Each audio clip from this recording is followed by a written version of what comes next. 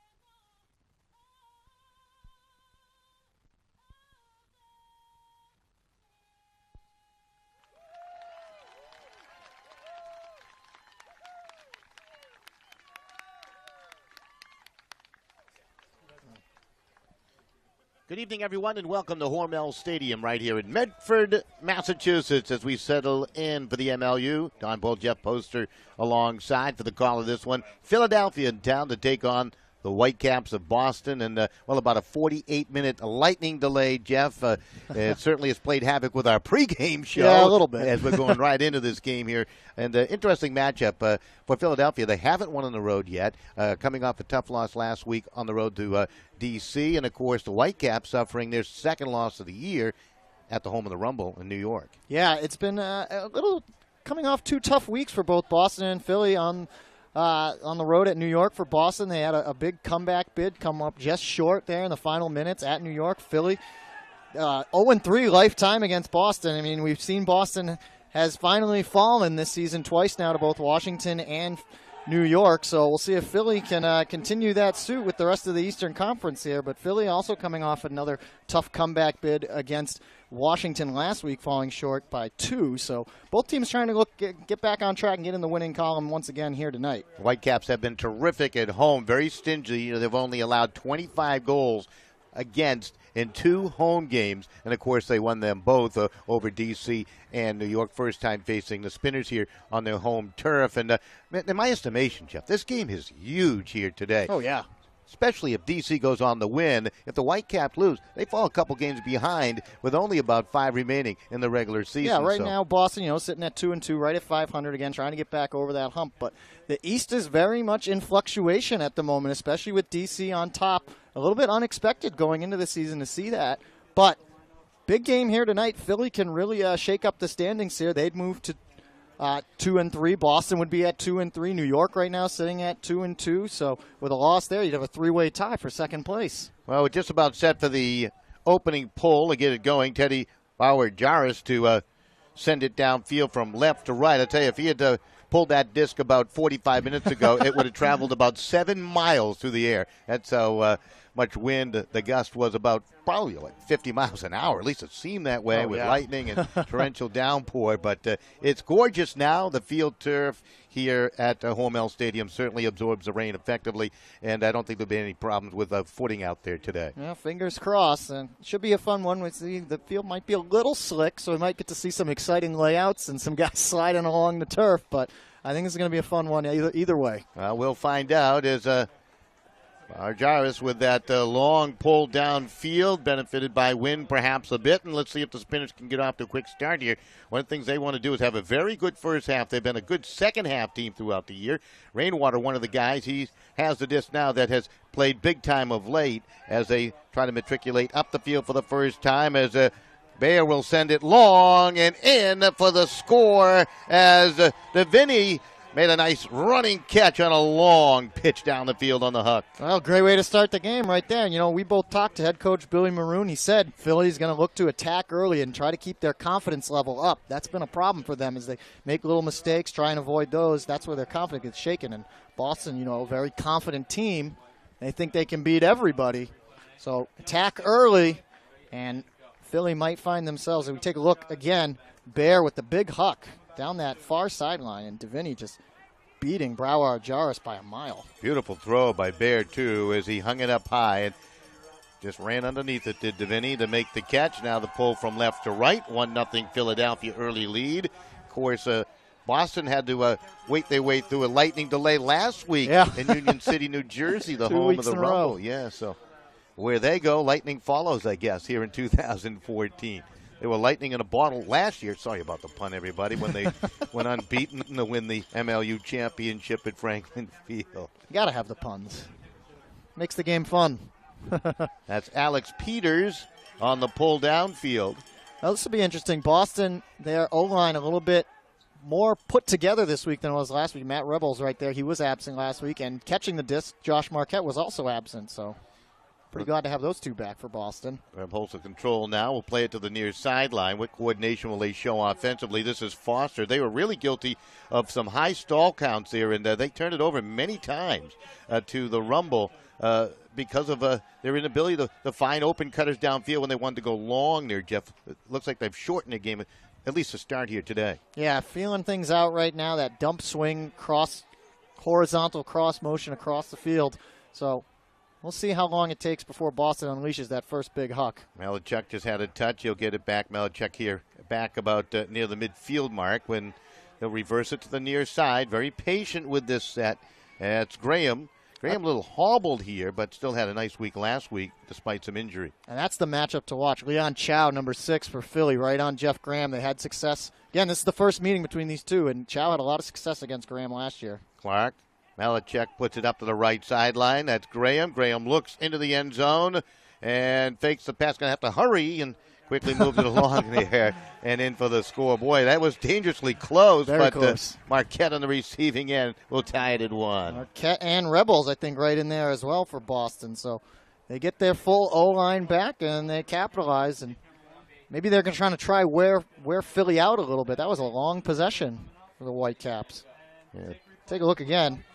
See Graham just kind of handing it off to Marquette, and it ends up being Rebels there right on the sideline. They kind of forced it in there.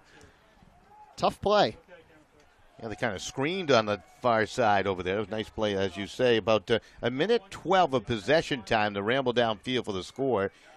On the flip side, Philadelphia took 18 seconds to put up their first goal. Well, that's kind of the balance you got to find. Do you want to attack quickly and just launch it downfield, or do you want to attack quickly and just move the disc from player to player quickly, wear the other defense out? So right now it seems Boston and Philly with two completely different offensive strategies.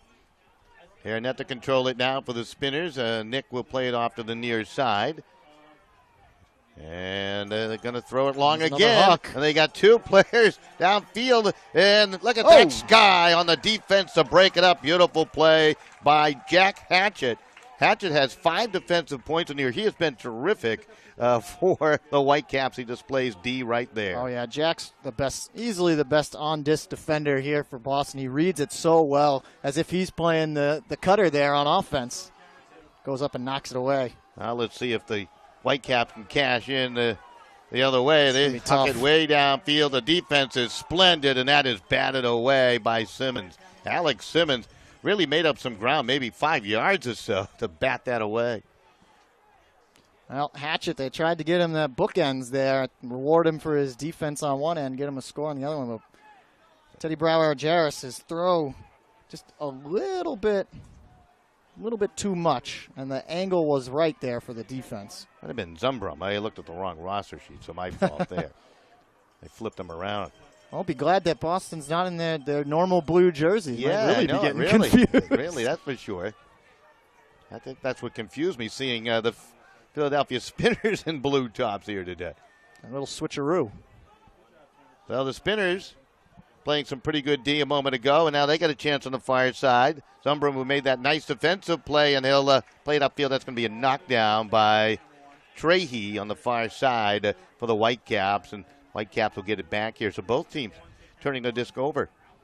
Alex Trahey taking opportunities here, or advantage of an opportunity to get some playing time.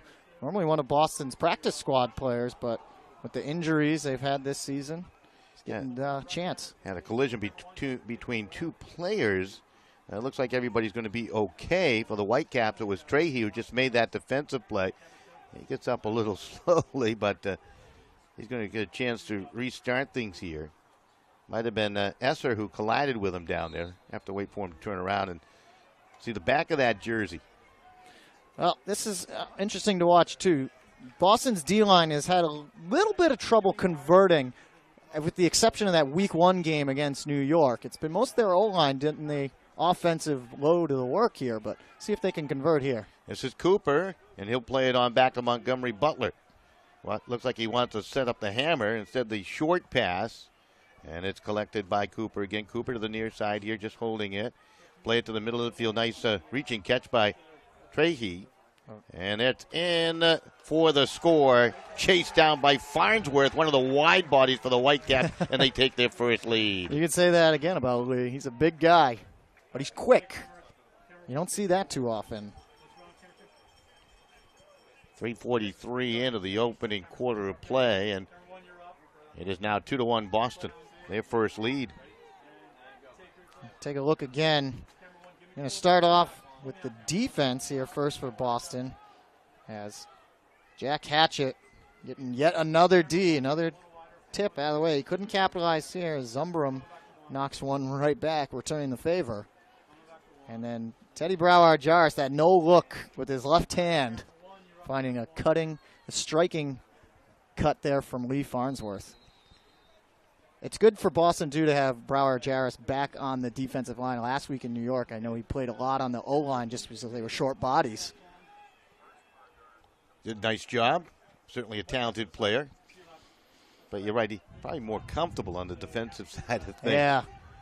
So let's see what the Spinners can do as they quickly move it up the field at Damiano.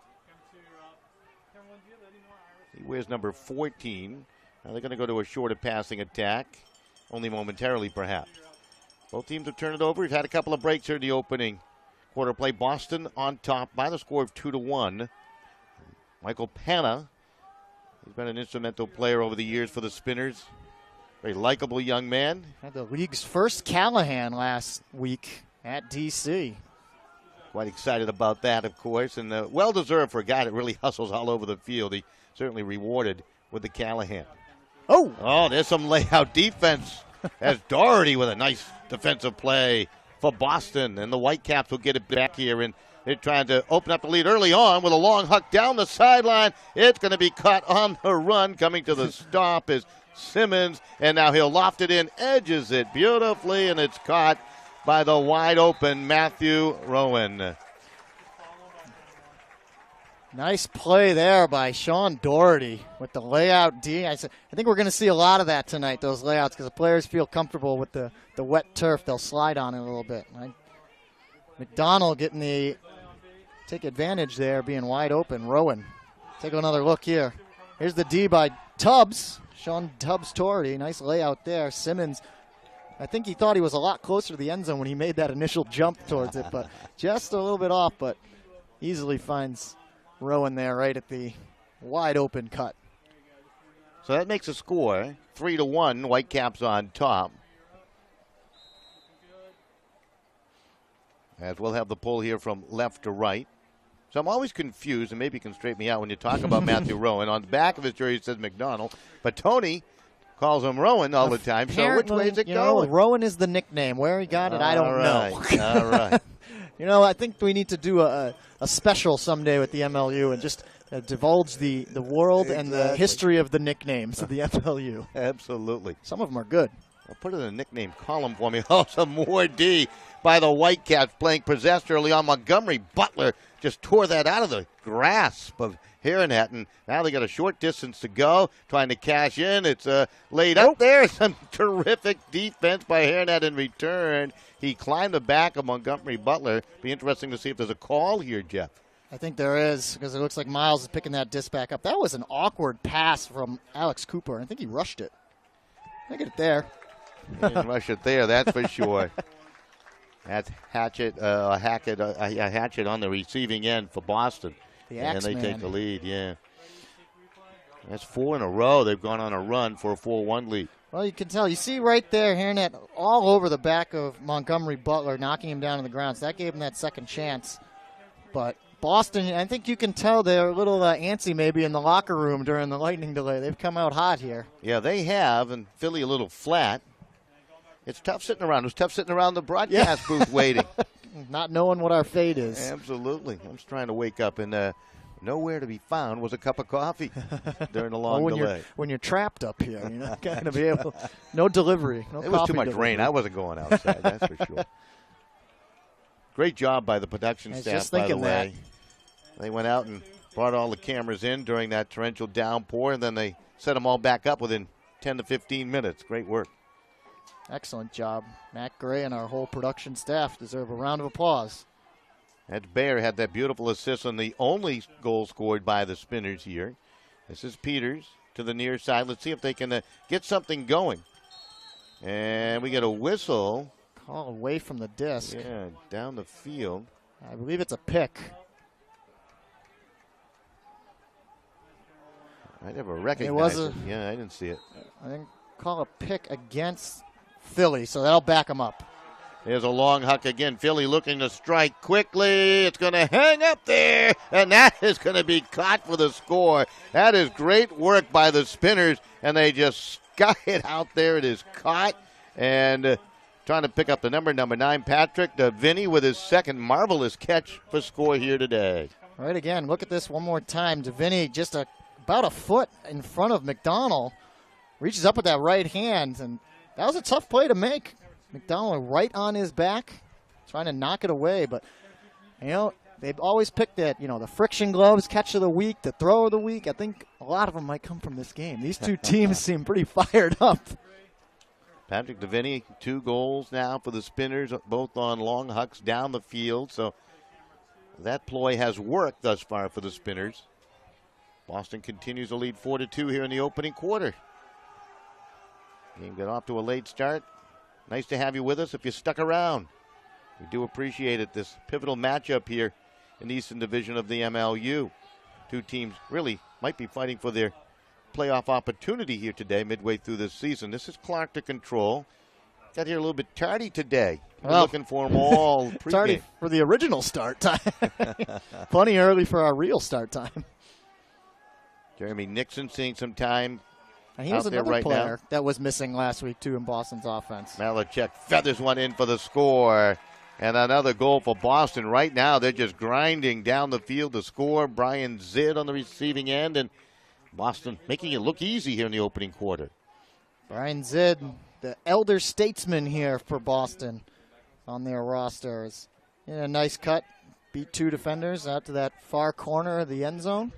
And Malachek is almost always automatic with that kind of space. So 5-2, Boston on top of Philadelphia.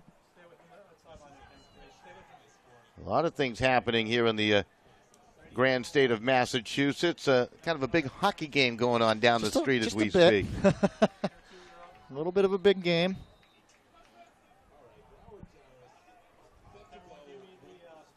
So I'll have the pull from right to left as the Whitecaps on top. Teddy Barajaris will send it high up into the air.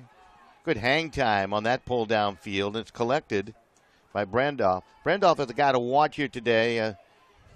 Head coach Bill Maroon expects some nice things out of him. Let's see if he gets it. Well, he's going to need it. They're actually without a couple of their 2 key guys. Trey Katzenbach is out, as well as Ben Sheridan, their leading scorer so far this season. So Philly's got to find some guys here to step up tonight and fill those shoes.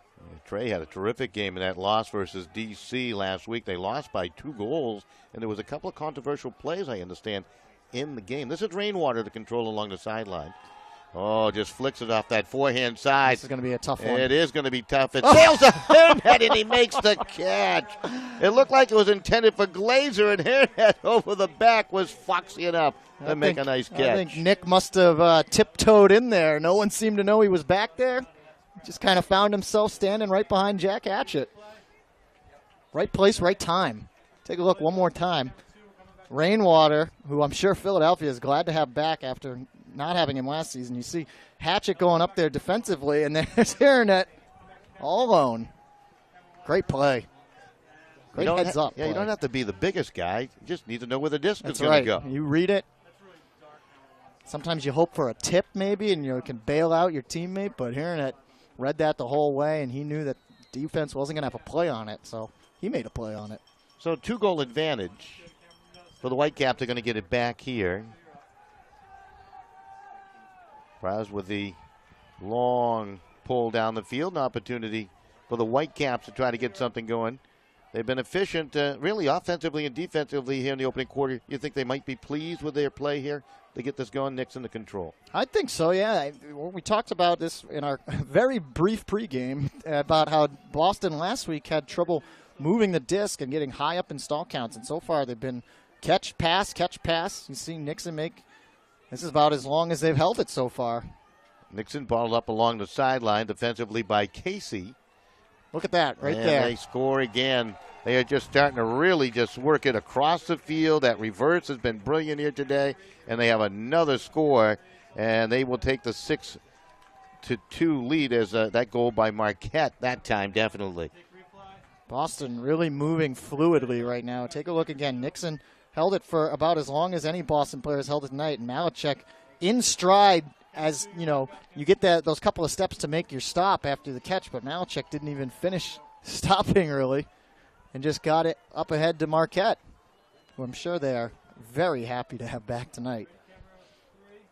Last week, in that loss to the Rumble, they had to contend with Sir Mazer. At the end of the night, he was that grand last week in that win for the Rumble. He returned to his MVP form from last season. Very involved for New York. So 6-3 is your score, 2:13 remaining here in the opening quarter, and they're playing this game quickly after the 45-minute delay. Well, we haven't had a ton of turns yet. This is Harnett. Good fake there to move it around that mark. Now it's back to Harnett, and he'll come to the near side. So Philadelphia trying to get something going.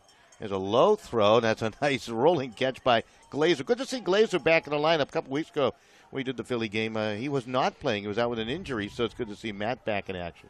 Yeah, both teams trickling some guys back in there. Of course, tonight, and he's out on the field, I think, at the moment, is Seth Reinhart on the defensive side for Boston. His first game of the season tonight, number 2.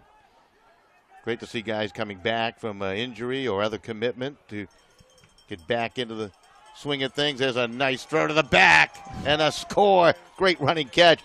Deviney again on the receiving end. That is his 3rd goal of the game already for Philadelphia. And beating Reinhardt. I spoke too soon. Seth maybe still trying to get his legs under him as he gets beat big time there by Deviney. Nice move. Good cut to the back of the end zone and really taking full advantage of that big 20-yard end zone that we have here for the MLU field. Deviney looking very youthful today. Tell you, both these teams were getting antsy, I think, in that locker room, just sitting around. When guys know they're going to play, they get excited about it. So you have to tell them to wait. It's no good. Deviney out of Bucknell University. Good look at Bill Maroon and his sideline as he's talking some instructions down below. It was Ian McClellan he was speaking to. Probably getting them ready. Here comes the pull. Malachek will control it here. He was scheduled to be a pregame guest, but due to Mother Nature, we had to forego. Malachek with a great fake, then a low throw. Nice dig out. They needed that. That was Marquette. It's a nice sliding grab. Reb Holes.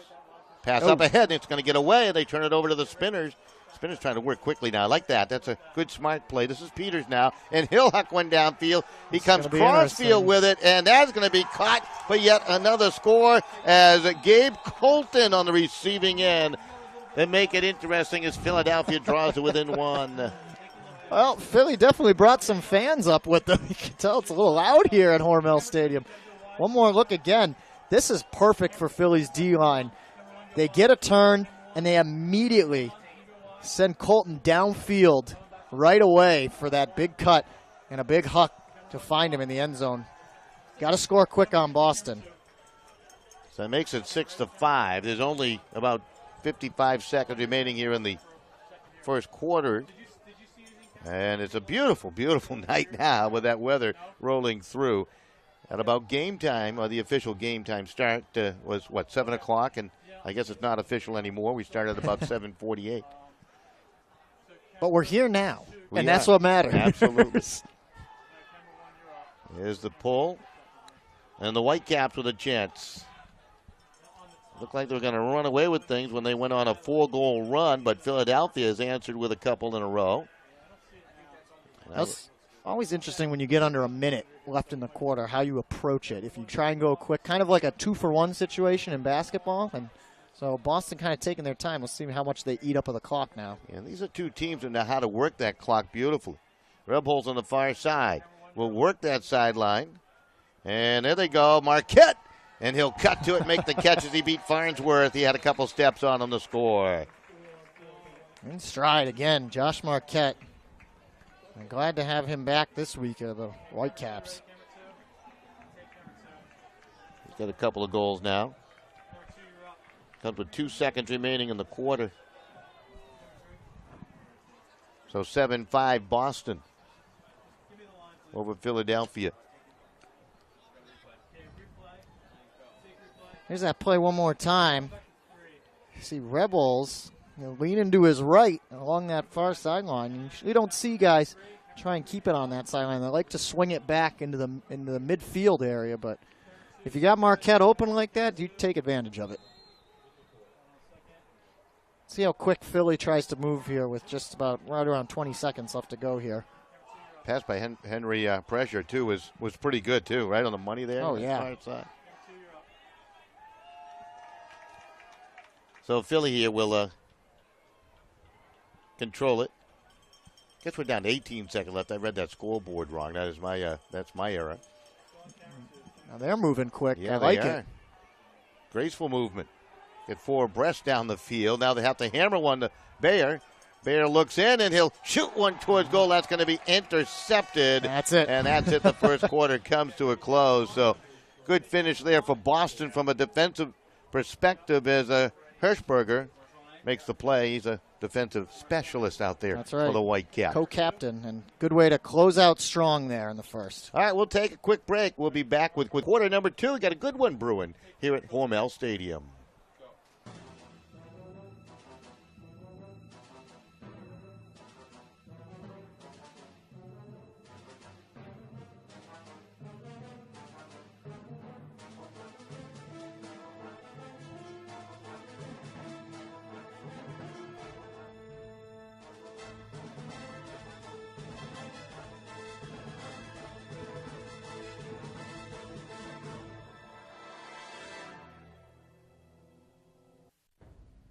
Come on out and bring the family when the Boston Whitecaps come to Sweeney Field at St. Joe's University to take on the Philadelphia Spinners. Go to spinnerstix.com and grab a 4-pack for just $44. Join us for games, prizes, and ultimate fun for the whole family. May 18th at 2 p.m. Tickets are on sale now.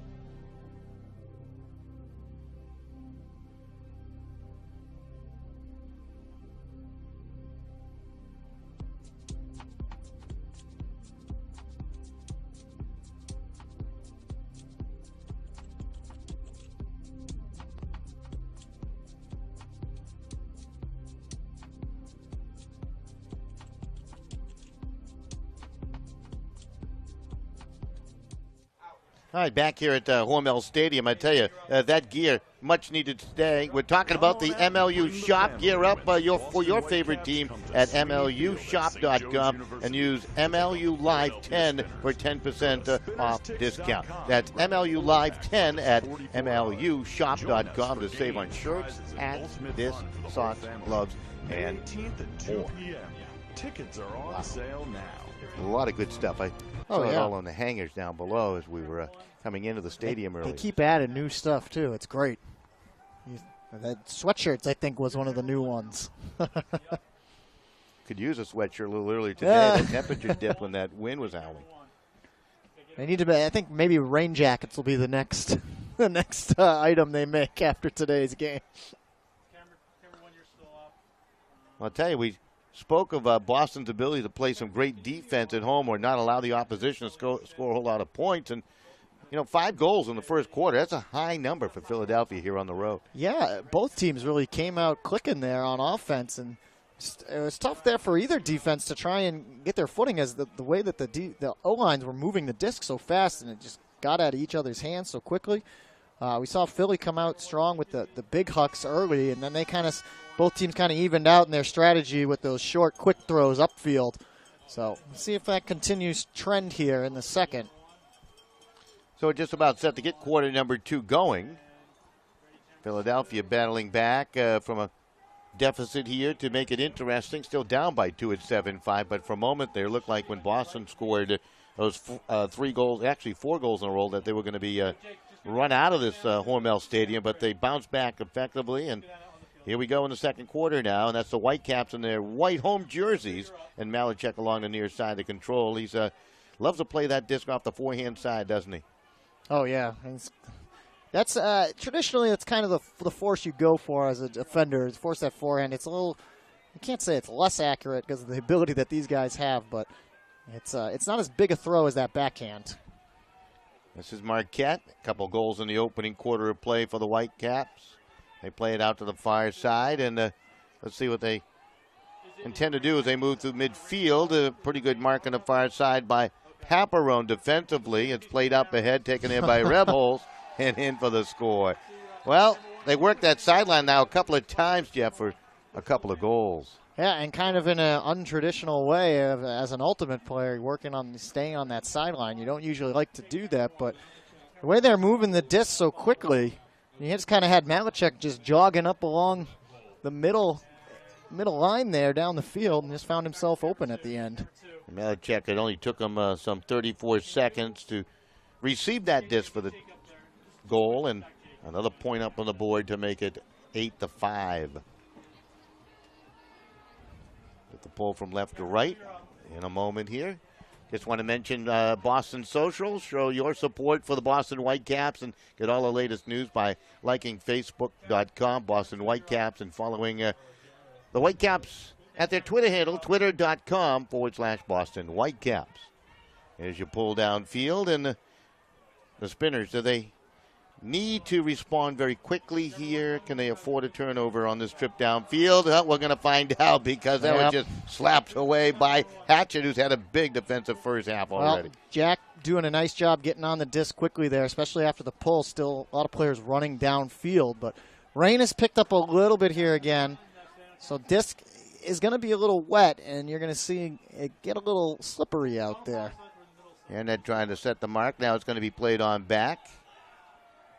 And it's played up ahead now by Trahey. Trahey's had a good first half of play also. He's been a hustler out there. Trahey to control, and we'll get a whistle on the throw up to Farnsworth. And they're going to, I believe, I don't know, they're pointing in the direction where the Spinners would be moving. So maybe the Whitecaps they called timeout. Okay. All right. Sometimes it's tough to tell. Absolutely. Especially when everybody looked befuddled out there on the field momentarily. A timeout. 8:34 to halftime. 8-5 is your score. It's the Whitecaps. They lead the Philadelphia Spinners. Come on out and bring the family when the Boston Whitecaps come to Sweeney Field at St. Joe's University to take on the Philadelphia Spinners. Go to spinnerstix.com and grab a 4-pack for just $44. Join us for games, prizes, and ultimate fun for the whole family. May 18th at 2 p.m. Tickets are on sale now.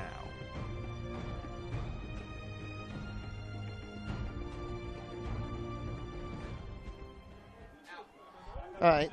Timeout is over. Both squads coming back onto the field. It remains in the possession of the Whitecaps.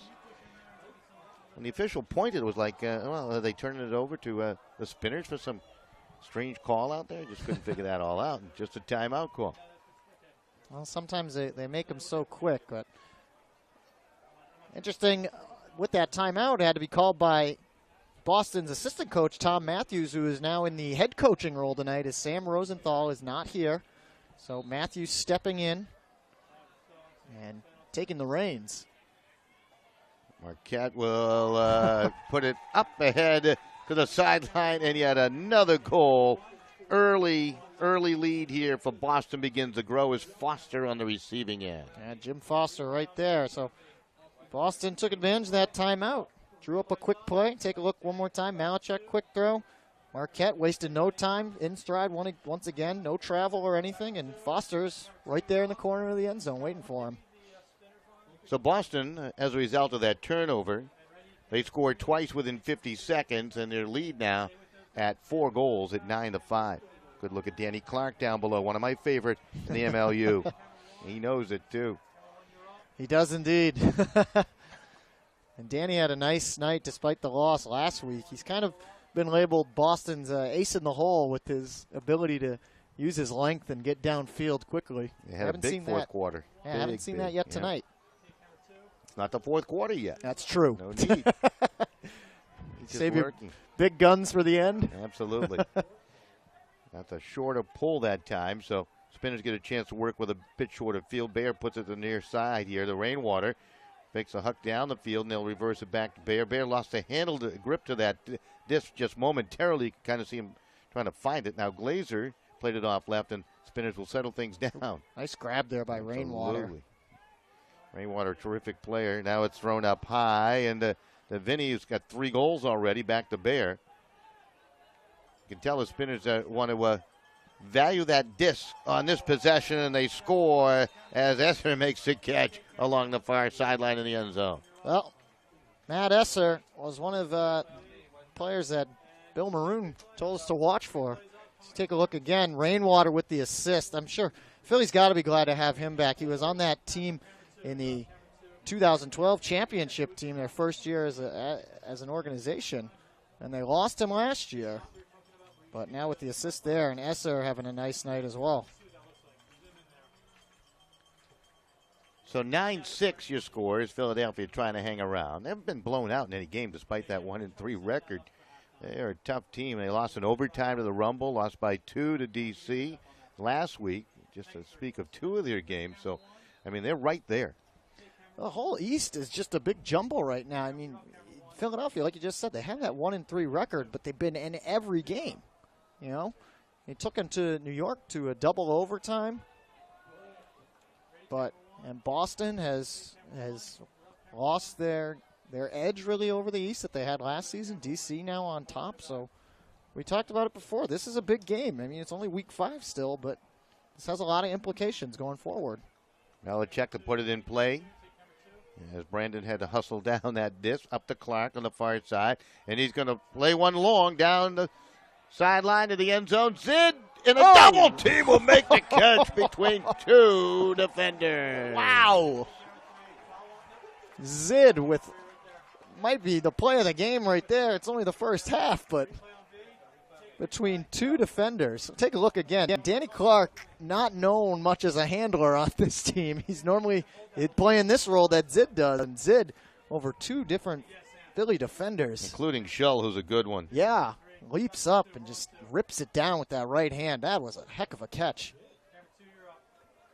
And a nice put there by Clark.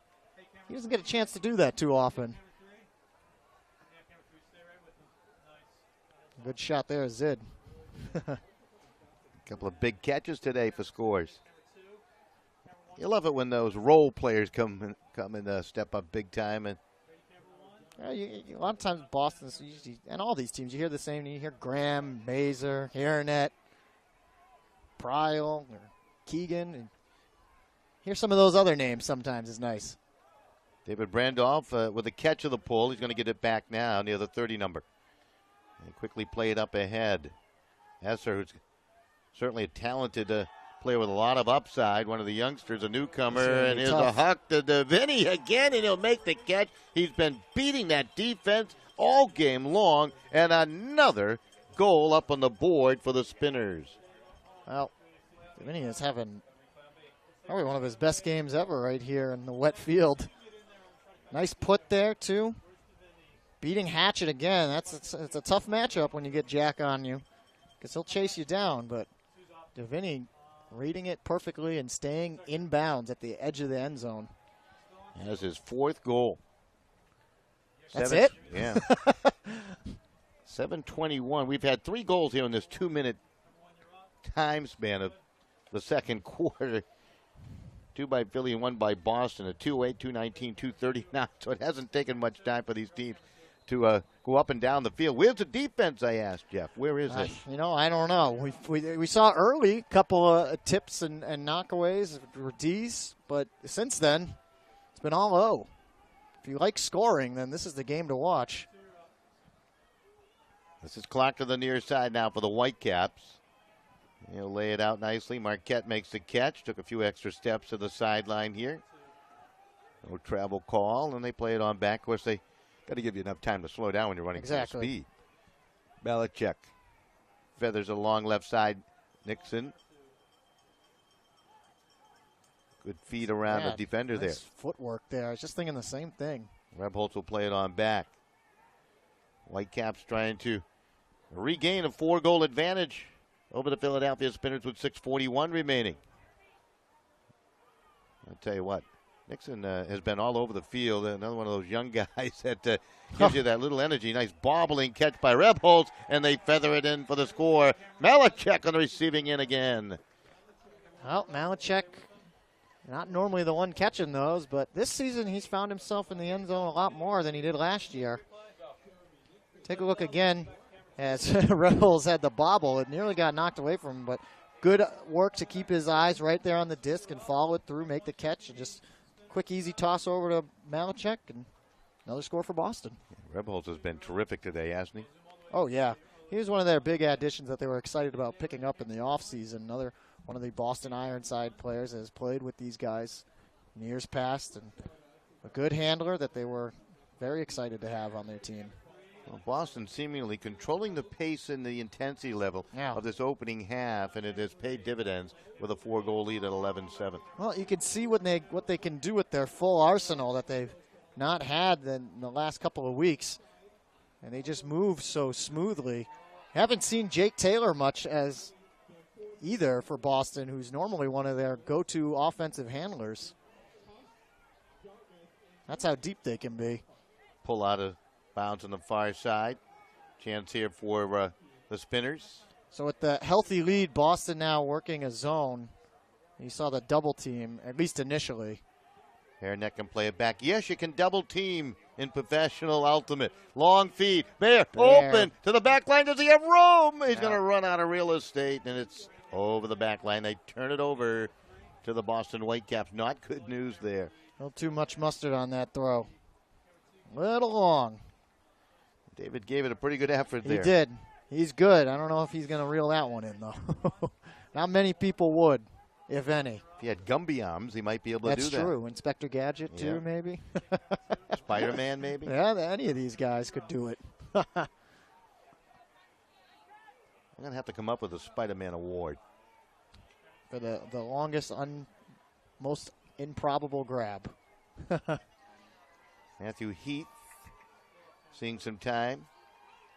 Got that long hair flowing. Can't miss him. Number 37 out there for the Whitecap. Yeah, Matt, another guy trying to take advantage of some playing time. Normally a practice squad player, but like I said, with the absences and injuries that Boston has had so far this season, he's got an opportunity to shine here. So we did have the infraction, 10-yard penalty. A little confusion with her start play. That's going to be a turnover. Yes, it is. If it was an offensive foul, that's one of the new rules here this season. Might have been away from the disc, too. Offensive fouls, immediately turnover. Yeah, Glazer couldn't hold on. Tried to catch it with his chest. Marquette. Not what you want to do. Frisbee's a little bit different than trying to catch a football like that. Hirschberger on the far side. Up ahead. Pressure. Plays it in. And another score. This time the receiving end. Sean Doherty along the sideline. Little tiptoe. And more points on the board for the Whitecaps. Doherty, his first score of the night. He's always another one of those guys you don't hear too much about, but a nice play there. Pressure with a good throw. Here's the replay one more time as Doherty had two Philly Spinners right there with them, but just enough ahead of the pack. Been very impressed with Henry Pressure and the way he plays. Kind of goes under the radar, doesn't he, a little bit? A little bit. And it's so tough to say, too, with some of these guys on Boston because of their talent level. But when you've got Malachek and Graham and all these other guys in front of you, the other guys are going to run under the radar there like Pressure does. But he's done a nice job. Well, the Whitecaps now leading by 5. Philly has never beaten Boston. I think it's been like 6+ goals per game average in their losses, so they're in jeopardy of falling behind by that many or so. I got you scurrying, don't I? Find all the statistical information after I make that announcement. Correct me if you can. I think you're pretty on track there, Don. Check out the game notes. Maybe I misread them. I'm looking for my own material. This is Farnsworth. And watch him hunt it down and make the catch just shy. The pylon, the touch.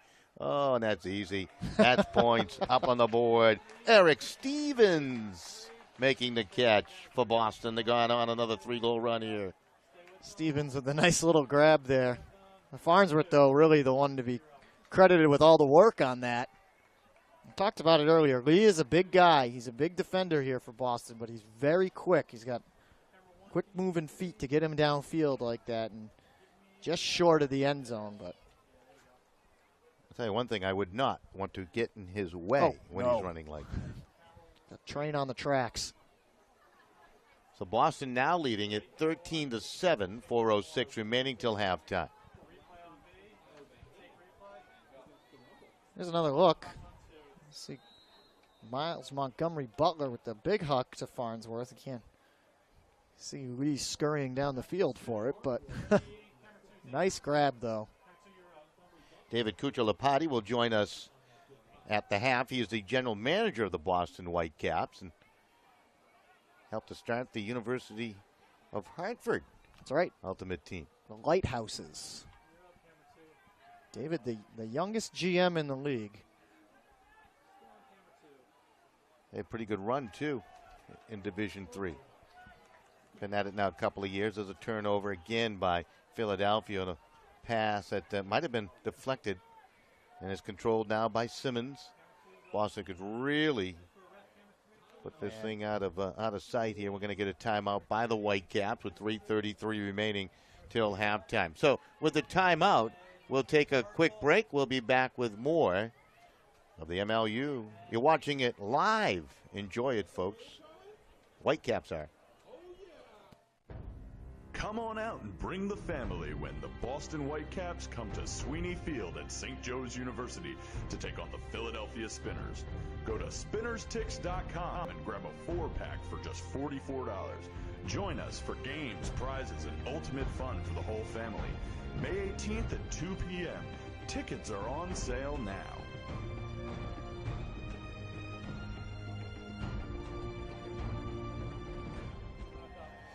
All right, right back here at Hormel Stadium. Timeout down below. Whitecaps calling their second of the quarter. They have the lead at 13-7 and really getting contributions all over the place, offensively, defensively. Sideline players coming on in. Yeah. Yeah, we've seen Boston's depth really in full effect tonight, and they're getting their chances too. Tom Matthews doing a nice job with both these timeouts called. They're up 6. He's got his O-line back out there. He's not taking any chances. Wants to really just extend this lead as much as he can, and with the depth that they have, why not? I haven't seen Billy Maroon call a timeout yet, and one of the things he talked to us about in the pregame was not wanting to have Philly's confidence shaken at all. And when you start to trail by this much, usually a time to give a good pep talk.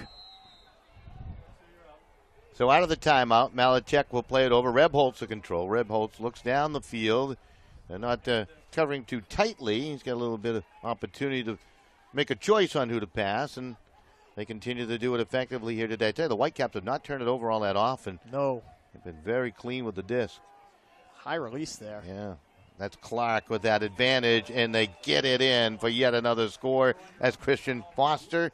Check that. That is Foster. Yeah, it is Foster, number 17 on the receiving end. Jim Foster. No relation. But again, Danny Clark with the assists. He's not his usual role on this team. He gets that high grab, and Foster with the quick cut. They had to feed that into him really quickly because the defender was clamping down fast. I have the second goal for Jimmy Foster here today, right? He had one earlier back in the quarter, 124 mark, if I wrote down the right number. It's a score for Boston all the same, and this is one of their biggest leads they've had this season, I think. 14-7? Yeah. 3:09 remaining. Till halftime. Well, I think they're trying to send a message. I think so, too. I wasn't with them. Obviously, you and Tony did the game last week at New York. But I was with them in the game 2 or 3 weeks ago now at D.C., and they were pretty aggravated after that loss and came back with authority at home the next week. So Boston, they didn't have a loss last season, but they've learned how to respond. Now the Spinners with a chance to try to stop this run. Boston on a 4-goal run, their second 4-goal run in the game, and as a low pass, Bayer couldn't pick it up, and they turn it right back. That's a questionable decision there on the handler to make a pass like that. So Thomas Cooper And now it's thrown, and look at that. Nobody in sight. And Trahey on the receiving end with the easiest of goals. And right now, it is all Whitecap. Well, it looked like Philly wanted to set up a zone defense with their O-line. Either that or they just were a little flustered there, not knowing what to do after that turn, and they took too long to respond. And that left Trahey all alone. No one really seemed to pick him up. So that's a 5-goal run now for the Whitecaps, and their lead at 8.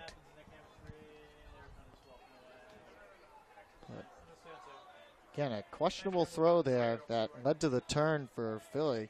Trying to feed it through a couple of defenders' legs, and it just went a little too low. Taking a look at that spinner bunch for a second. The crowd faithful tonight, hanging in there despite the weather we had earlier and about a 48-minute delay to our start time for tonight's telecast of MLU Live. 15-7 your score, and Spinners need to start to play cleanly, and as soon as we say that, that's not what they you have need right problems there. again. You had Pana was all alone in stride. You could have hit him for a nice long cut, but you turfed that throw, and it doesn't help you one bit. Alex Simmons guarded by Pana. Now they play it off right to get it set again, and comes on back to Doherty. Doherty takes a look. Tell you, this D-line today for the Whitecaps getting some offensive work. Well, that's what led to their success against New York in Week 1. Their D-line played so well after a turn. Their O-line got a chance to rest a bit, but tonight it seems to be a little more of the same. You get a whistle. And it's going to go against the Whitecaps. They're going to be backed up 10 yards here. Might have been a pick down field. I think I caught that with the corner of my eye. Wait a second. Now it's going to go the other way. Against Philly. So, well, the Whitecaps began to go backwards, to retreat, and they were told to go in the other direction. So there you go. This is Doherty to the near side. Well, a little bit of role reversal as Doherty's kind of acted as a handler here with Simmons. You can see him moving out to that far side. Now he cuts away. Terry Roth there. I see Ingold Smith now. One of his first touches here today. Got it by Peters, and he'll edge it upfield. McDonald will loft That's it. a little too much. Wynn might have caught that because there was no chance for Terry Roth to get underneath it. And they turn it over for the first time in quite some time. It's true, and that's been a little while. McDonald, if you want to talk about having as close to a rookie as possible, it's Matt McDonald there. He only played really one season in the club level at the Ironside last summer. Now here with the Whitecaps, so he's learning on the fly a little bit still. Well, under a minute remaining in this opening half. 15-7 you score. With a timeout down below, we get a chance to take a quick timeout ourselves. And we'll be right back with more on MLU Live after this. Come on out and bring the family when the Boston Whitecaps come to Sweeney Field at St. Joe's University to take on the Philadelphia Spinners. Go to spinnerstix.com and grab a 4-pack for just $44. Join us for games, prizes, and ultimate fun for the whole family. May 18th at 2 p.m. Tickets are on sale now.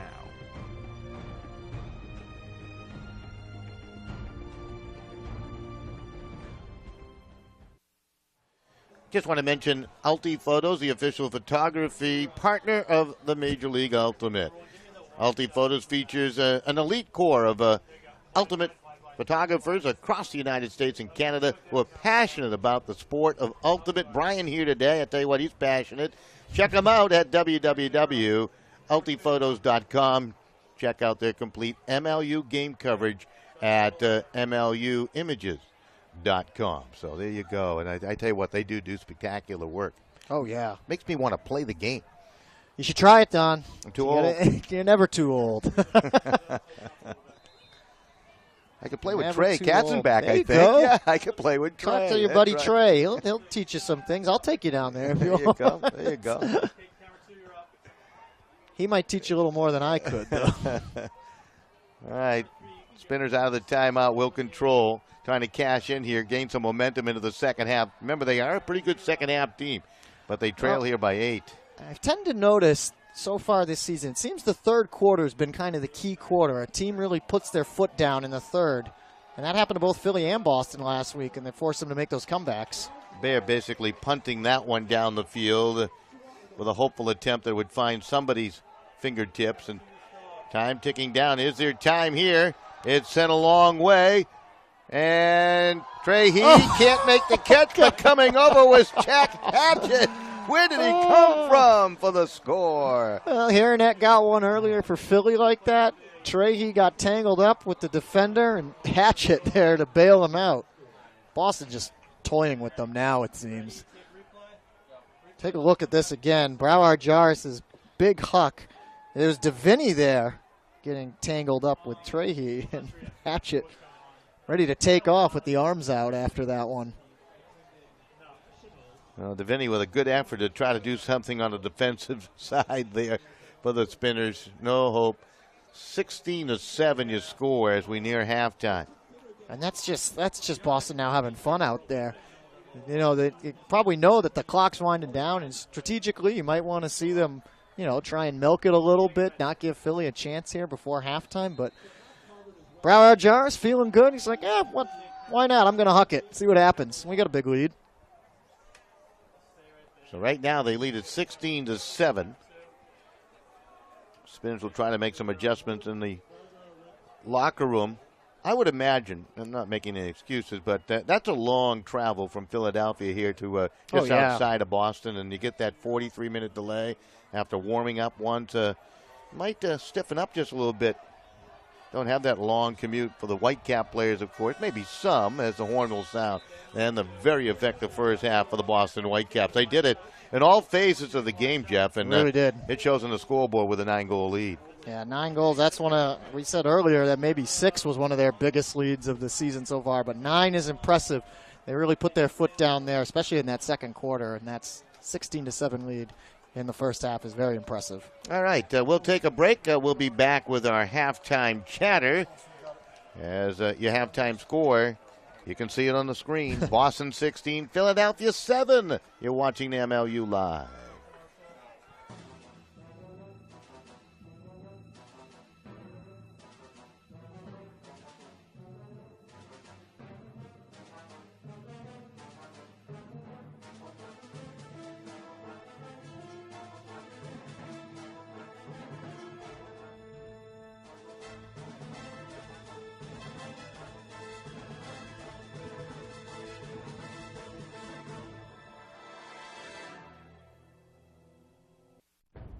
Come on out and bring the family when the Boston Whitecaps come to Sweeney Field at St. Joe's University to take on the Philadelphia Spinners.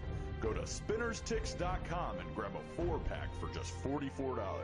Join us for games, prizes, and ultimate fun for the whole family. May 18th at 2 p.m. Tickets are on sale now.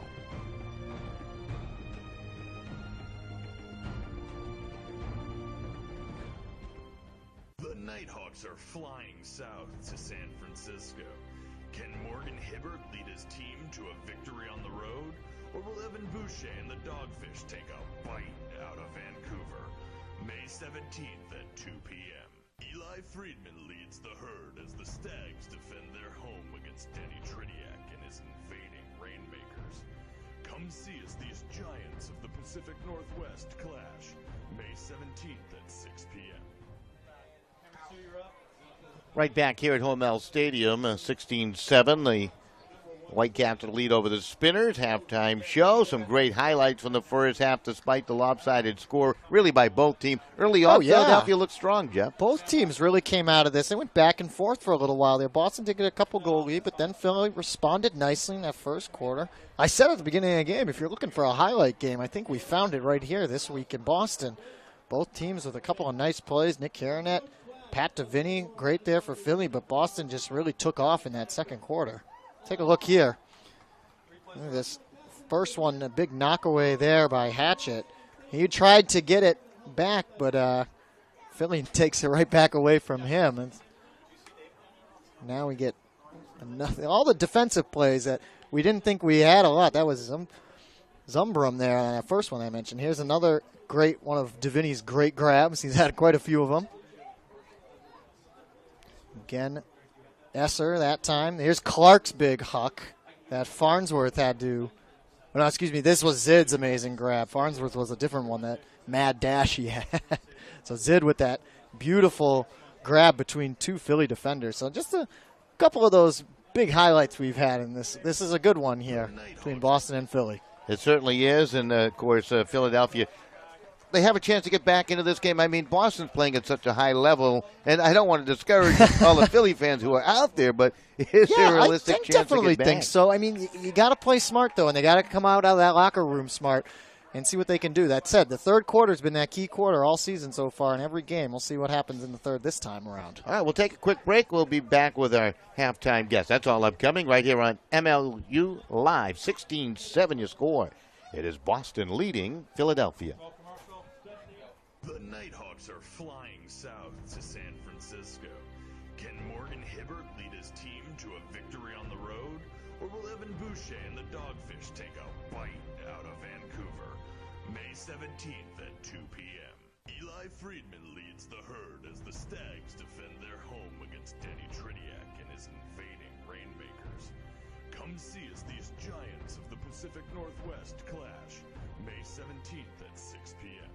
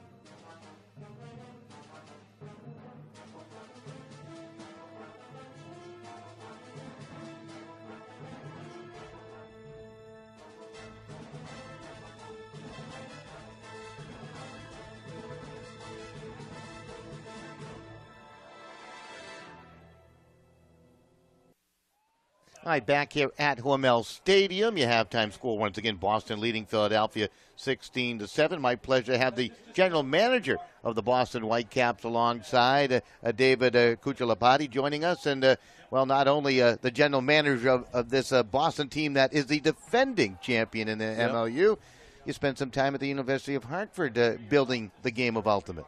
Yeah, I went there for 5 years. I graduated in 2011, and after that I started coaching. And I'm happy to say that this year they placed third in the region for D3, and yeah, I'm proud of the guys. They've been working real hard.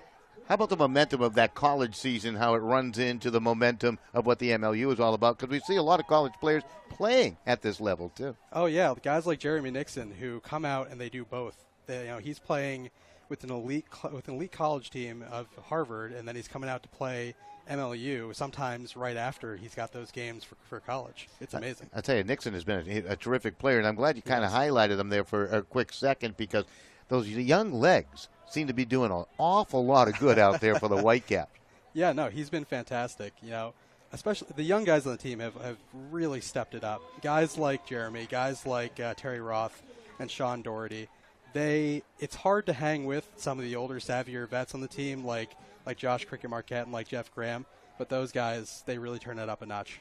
Well, they're playing another great home game. At home, you've been perfect this year, really playing a near-perfect game today, I think, in at least my feeble estimation, which certainly I'm not an expert at all, but you got to be pleased. A lot of points up on the board, and in all phases of the game, they were very, very good.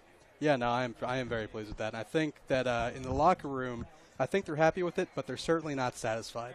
One of the things that I loved about this team last year was that, and what they carried into this year, is that even though you win a game, even though you win a point or win a half, you can't be satisfied. You've got to go out, you've got to give it your all, every second of the game, every point of the game, and you've just got to keep on going. David, last year they run the table, they win the league, and everybody thought that, well, the Whitecaps had this swagger, and it carries forth here to 2014. All of a sudden you lose a game, and then you lose another game. what's going on. Not so much from the losing those games, but attitude and watching these guys grind it out and really coming. They want to win big time. They want to send a message tonight. You can tell. Well, I think the Whitecaps still have swagger. I think it's still there. I'm sure the guys would want me to say that. You know, I think that nobody expected this team to go undefeated again. And, you know, I think everything went right last year and nothing went wrong. And this year, it's tough being on the road. Those away games are really tough. You get on the bus and you go down there early in the morning, and you get out there and you have to warm up and you got to be in a completely new environment. It's tough to play those games. And, you know, we went down there. We lost by 1 in D.C. We lost by 1 in New York. And I think there are things that we did right. I think there's things that we did wrong. And I think one of the biggest keys that the coaches have been talking about in the locker room is just upping the intensity every single time they're out in the field. And it starts at practice, and I tell you, this week was a heck of a practice. Not to discredit the rest of the Rumble team, but Chris Mazer led that team to victory last week. He was superhuman. Matter of fact, I called him Sir Mazer. I thought he was that terrific. And it really took those type of efforts, right? And yes. DC, too, a big effort to overtake a Boston team. Oh, yeah, not to take away from any of those teams. They've got some amazing players and some amazing coaches, and they definitely stepped it up. They were good teams last year all around. They were great teams. This year, they are much better than they were. You know, and that's not easy. As one of the, I didn't mean to interrupt you, but as one of the general managers of the MLU, how do you see it progressing from year one, from your perspective, attracting players, attracting fans? There's a lot that goes on, concession stands and the T-shirts and the apparel and everything else and all that business stuff that takes place behind the scenes. What's going on and how's that improved? I think it's improved significantly, and, you know, there's always ways to get better. And I think, you know, one of the things we really want to do is we really want to reach out to people that don't know Ultimate. And more than that, we want to reach out to kids, because the more people we get playing the game, the more people will come out to watch the game, and the better it is for the sport as a whole. I don't get a chance to talk too much about community involvement. Mm-hmm. You know, I know that they do a great job in Philadelphia, but, you know, talk about Boston and what they do for their greater community out here. One of the things I think I'm most proud of is sending our guys out to high school practices. I think that's been amazing, because we get one of our guys to go out and guest coach for a day, and the kids love it, and they get better, and then they can come and enjoy the professional game. I think that's one of the proudest things one of the things I'm proudest of. Sport at the high school level, and let me restate that, because some folks are going, wait a second, it's already a viable sport. Is it going to be recognized by state associations? You know, here in the Northeast, I know Connecticut doesn't, for example, Massachusetts doesn't. Will it become a recognized sport where they eventually play for a state championship? Well, they do play for a state championship. Maybe not an NCAA championship or something like that, but they do play for a state championship. I think this weekend in Portland is the New England Championship for high school teams, but not sanctioned by the MIAA or the CIAC, like the Massachusetts Interscholastic Association thing. It's all sanctioned by USA Ultimate, right, and I think that's what's going to happen going forward. Okay, David, thanks for joining us. We're Tom. running out of time. Obviously, I could ask you about 400 or 500 more questions, but great work. Okay, the general manager of the Boston Whitecaps joining us, David Cucciolapati, and we'll take a quick break. We'll be back with the second half. Are we going to keep it right here? I guess we're going to play. All right. You're out. Jeff is in. Come on, Jeff. Thank you, David. Great work. So, all right. Second half to get going here. As it'll be the Whitecaps with the pull from left to right and the Spinners. Let's see what they can do coming out of the locker room. They tried to hang with the Whitecaps in the first half and obviously ran into a few snags here and there, mostly turnovers. And the Whitecaps nearly perfect on their ratio of turning turnovers into points in the first half. Jeff. Oh, yeah. They just took advantage. They gave them the opportunity, and they just ran with it. There's a big bid. Yeah, Spinners have been looking for that long pitch down the field all day. And Glazer, they rule it a catch just outside the goal line. That was a great catch as he hauled it in, and Bayer on the receiving end of his toss. Well, that's what Philly's going to have to do. They're going to have to put up those big ones. Try and get back in this quick. Takes them 32 seconds to tally one. See it again here. Big huck. Looked like it was going to be a little low at first, and Glazer, eyes on the disc the whole time reading it. Just came up short of the end zone, but Dave Baer right there to bail him out. Get that nice, easy grab. So 16-8 you score. And now Philadelphia with the pull down field. Mentioned to Tony last week, for a team when they're behind like this, I'd love to see some sort of an onside pull, almost like the game of That would football. be interesting. Where you kind of get a That would be chance, interesting. place it somewhere. Don't really have much of that. You see the roll, really, is what they try to do, Right. so that they kind of fumble it a little bit or they get a decent field position if they turn it over. But still a little early for that kind of situation. But Boston got to hope to hold on to this lead. You do have we've had a score update while you were doing the interview with David. DC beat down New York 28-15, the final score. Wow. The current will remain in first regardless what happens here. Really makes it a must-win situation here for the Whitecaps. Exactly. If they want to stay within a game. I think That's Christian Foster. Long feed down. They tried, I guess, a mini greatest right there to keep it in a little play. bit. Yeah, try at least, right? Right. But there was nobody there to help out. At least go. You never know. Someone might tip it. You never know.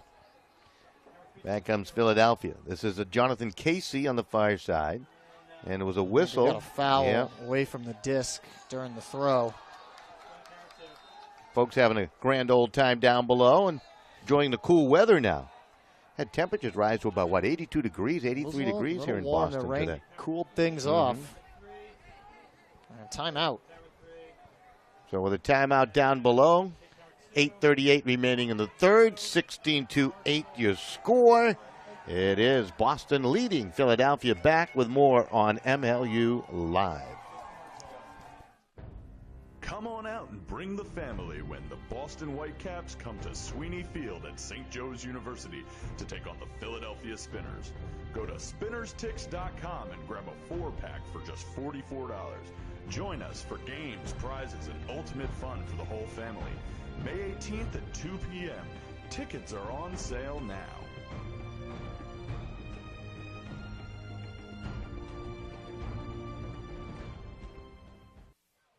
All right, welcome right back here at Hormel Stadium in Medford, Massachusetts. This stadium recently refurbished a few years back. Can't remember how many now, but beautiful turf field. And usually the wind is a factor, but it hasn't been in tonight's contest. Kind of blew not through really. early.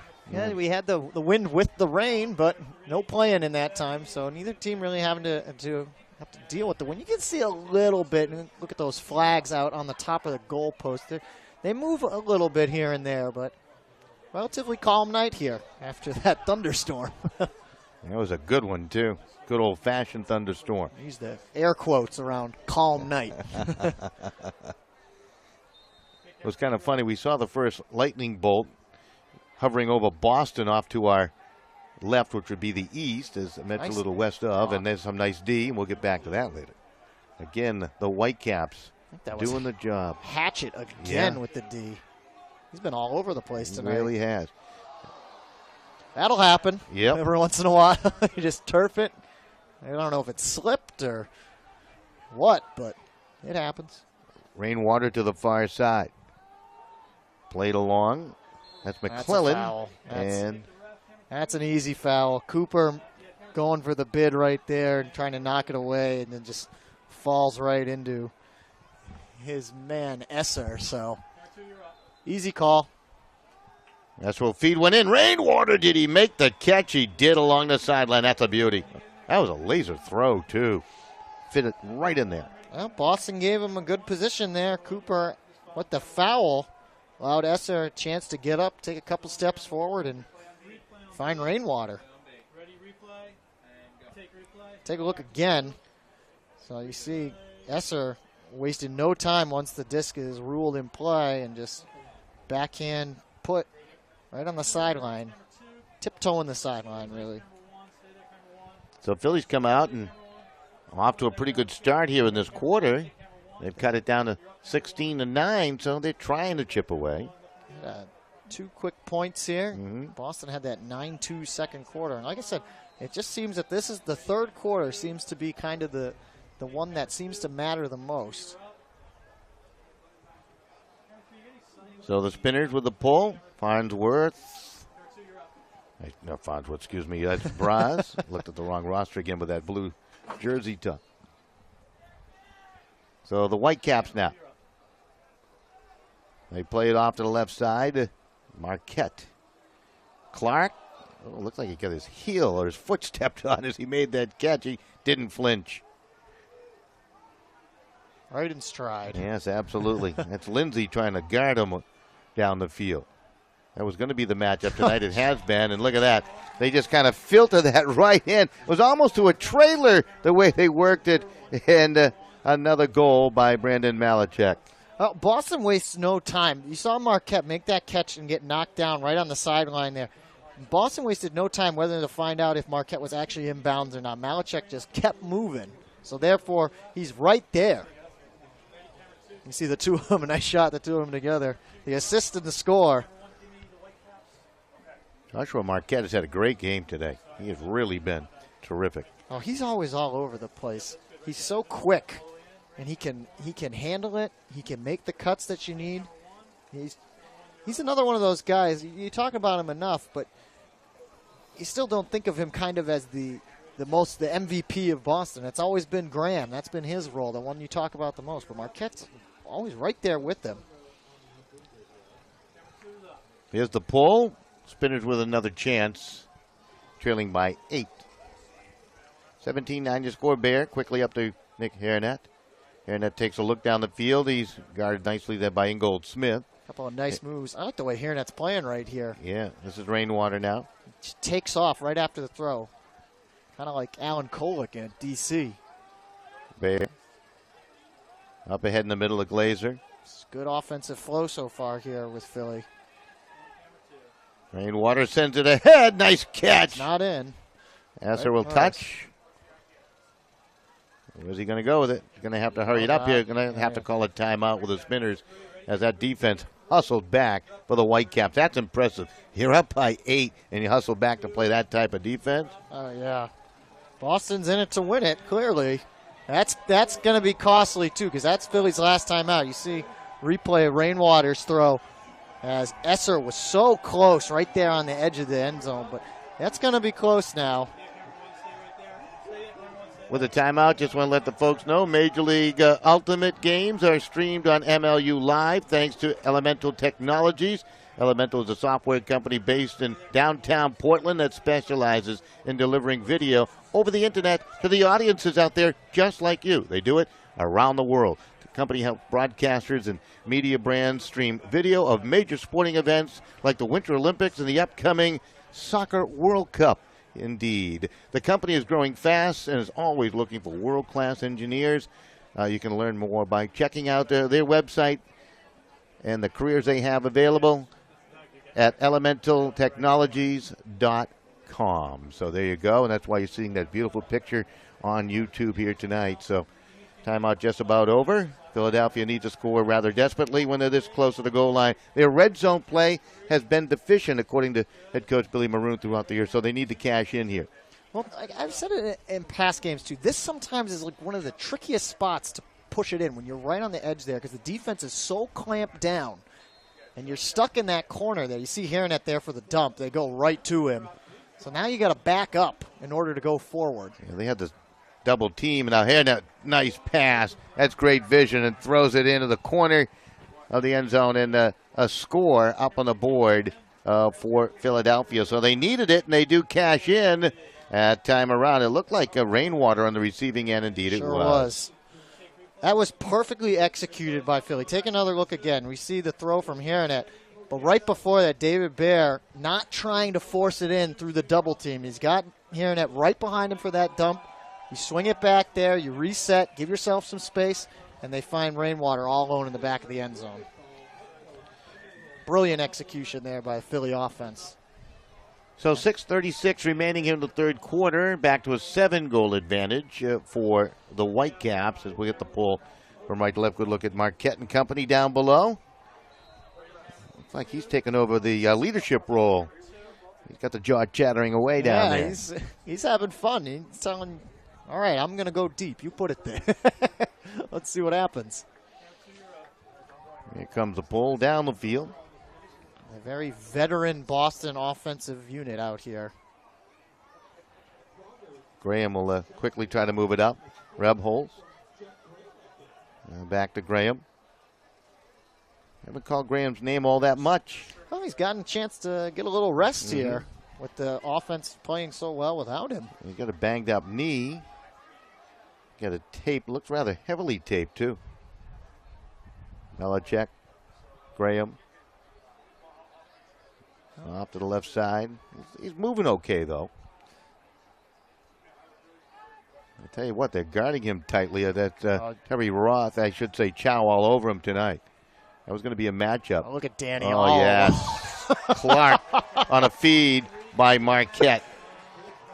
Oh, he took a bow at the end there, too. But Danny, he saw that one coming from a mile away. Any of us in this booth could have made that catch. Well, thank you. You're welcome. You get that wide open. You see Danny's kind of like shrugging, like, I'm here. You see the late bid there as Philly realized that Clark, you can't leave him alone. Normally he's got to reach up high for those, but that one right in the gut, in the wheelhouse there for Danny. Nice play. So 18-10, 5:55 remaining in the third.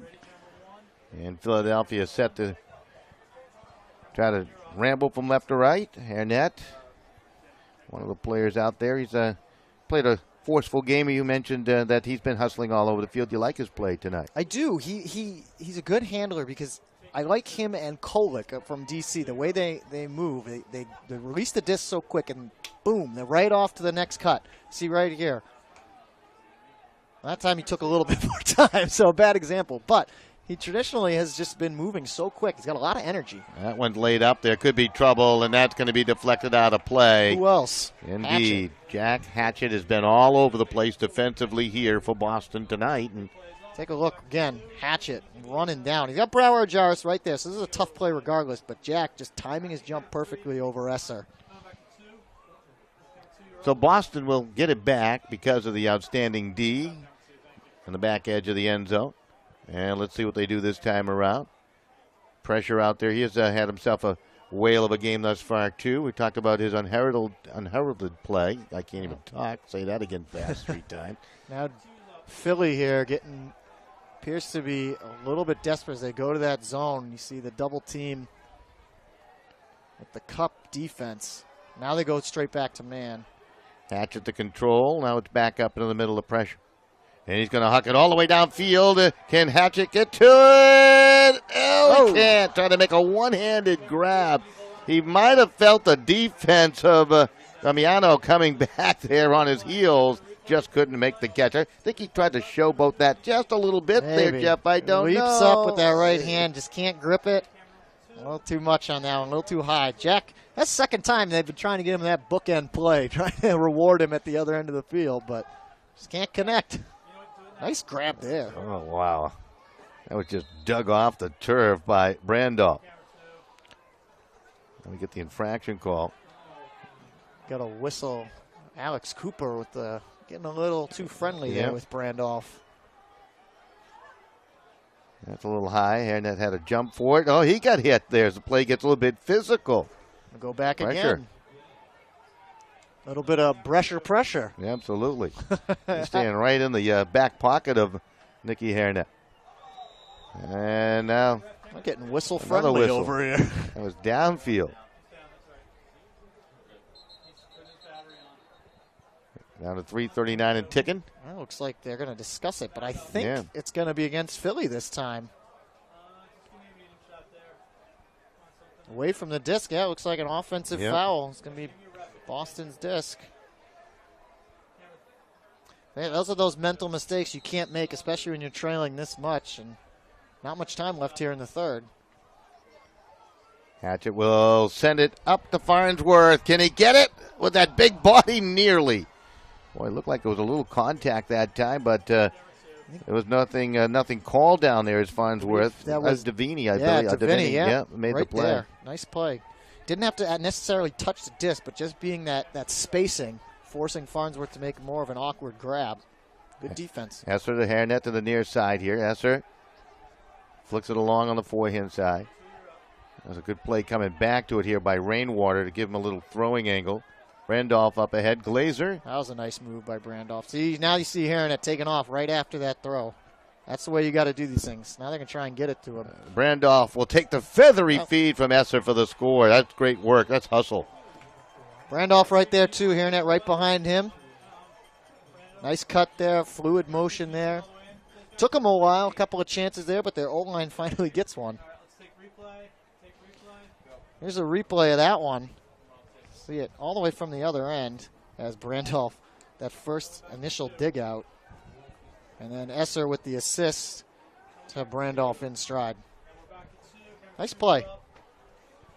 Comes 7-14 in. And it makes it 18-11, so the Spinners trying to hang around here with the Whitecaps. They need a couple of turnovers, a couple of big Ds. Turn them into points. They're trying. Just want to mention Breakmark is the official merchandiser of the MLU, providing gear for the MLU. And, of course, you can pick it up on site when you go out to an MLU game across the country. Breakmark.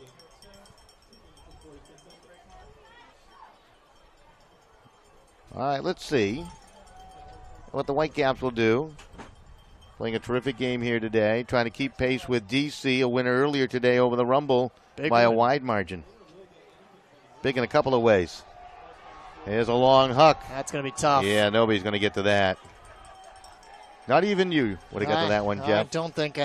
If they can't get to it, I certainly can't get to it. I need rockets in my shoes. Joshua Marquette, the intended recipient of that long feed down the field. But see, this is Boston just playing comfortable with a comfortable lead. You see this zone defense now with their O-line out there. Rebels, Marquette, and I believe that's Malachek, that three-man weave there for the cup. Shaw Braz now to control. You see it rotating as Malachek's in the middle of it. Braz, good work here by the Spinners. This is Panna. Panna's going to send one long for Shull. Lindsay coming over too. Clark there defensively. And that is wow. Esser. He came up. No, that is Lindsay, 31 with a catch. It is 31 wow. Lindsay. It's really anyone's disc in that scenario, those 50-50 ones. But Philly, nice job there by Lindsay, sticking with it. You can see his headbands halfway down his face. Wow. Take a look here. There's Shull. Lindsay, Clark comes in. Foster there. That's a great catch. And Lindsay somehow in the pack there. Jonathan Casey, his own guy, rattled him too. And he still held on. You know they need it. They got to get some points here on the board. Trailing by 6 now. Boston's been pretty steady here with a 7-goal lead for most of this game since they took off in that second quarter. They led it by the score of 7-5 through one quarter. And as you mentioned, went on that big run in the second. 9-2, I believe, was the final for the second quarter. Boston on top. So Lindsay with a spectacular play, perhaps the best of the night. That was a good one. The one by Zid was nice earlier. Deviney's had a couple of good. There's been a lot in this game. It's been a fun one. So now the Whitecaps will try to respond quickly. That's Zid on the far side, and that was some rough play on the far side over there as Panna got involved. Now they're going to call a foul. A little too close for comfort. And he was going for the layout D right there. You got to try. Joshua Marquette. If you're Philly, you just got to try and create something. Graham. Chow right there with them. Graham's got some moves, doesn't he? Oh, yeah. Boy, he can really send you in the wrong direction. Look at that twist around to the near side here. That's Jeremy Nixon, the youngster. Marquette nearly ran right over Colton. Gabe Colton with a nice goal back in the first half of Philadelphia. He did. Down under a minute remaining in the third quarter of play. Malachek's wide open. He wanted the disc.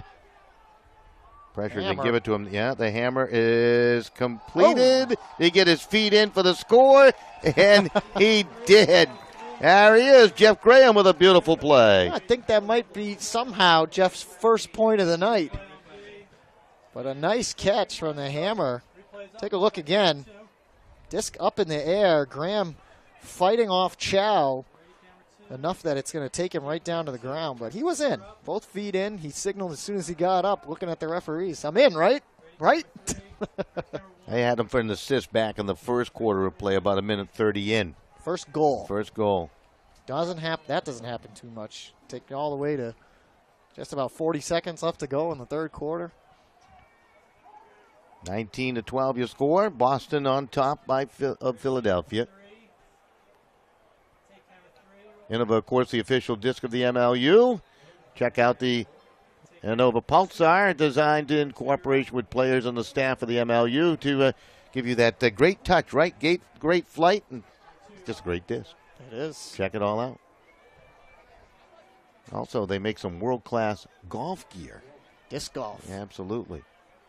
That's what they were known for originally. That's right. Now they're with the MLU. They're in the regular disc game. Bear will play it on back. Here net to the near side. Oop, Bowling! oop, oop. Nice catch. Right there. Damiano had some glue on the fingertips, maybe some pine tar. I heard you talking about that with Tony last week. Glazer, short pass, Brandall. He's going to huck one down. Rainwater behind the field, and he can't make the catch. Hirschberger may have pushed him just slightly off balance there. Rainwater coming up gimpy. Oh, yeah, to get up. Art Schull right there with him, too. I don't know. He might have had some contact. So, actually, I think there's going to be a foul. Yeah, they are going to call it. There was some contact. Hirschberger, Take most a look likely. again. Watch. See. A little late there. Yeah. Reinhardt there at the end, too. That wasn't the contest. It must have been Hirschberger right before. Now, Rainwater wanted that catch. So they'll get a chance to make the throw into the end zone with about, a second remaining. I can't read that scoreboard. They throw it in, and it's going to be caught for the score. So there you go. They needed it, and they got it as Glazer on the receiving end with a big smile on his face. Pretty happy about that one. You should be. Clock winding down, and now it's still with 6 seconds, so I guess Boston's technically going to get a chance here. Take a look again. This is the play before the bobble there. A little bit of like a Three Stooges moment. And then the put by Rainwater to Glazer. You can't even get up after. So back to a 6-point differential. Let's see if Boston will have time in 6 seconds to send a long huck downfield. Now, I believe, you correct me if I'm wrong, Don, but in that game last week against New York, in one of the early quarters, Boston had a very similar situation. They just sent a big huck. Yep. And they just, clock ran out right at the end there. Didn't count. I think this is always one of the fun points to see if these guys can all just run down the end of the field. Robin Myers with the pull. Hung that really high. Clock will start with the touch. They'll play it up towards the middle of the field. They got a chance to send it in. And they got a player. That's Clark as a horn. So it's still free. Oh. Diving attempt by Nixon. Those young legs nearly got to it on the deflection. Young legs indeed. Jerry Nixon, he's laughing about it, though. Him and Danny. Danny wanted it. See it again. Drawing a little contact. You can see, look at his eyes. Oh, Nixon with the layout bid. Just short. That's a fun one. All right, we'll take a break. Back with quarter number 4, 19-13. Boston leading Philadelphia. Come on out and bring the family when the Boston Whitecaps come to Sweeney Field at St. Joe's University to take on the Philadelphia Spinners. Go to spinnerstix.com and grab a 4-pack for just $44. Join us for games, prizes, and ultimate fun for the whole family. May 18th at 2 p.m. Tickets are on sale now.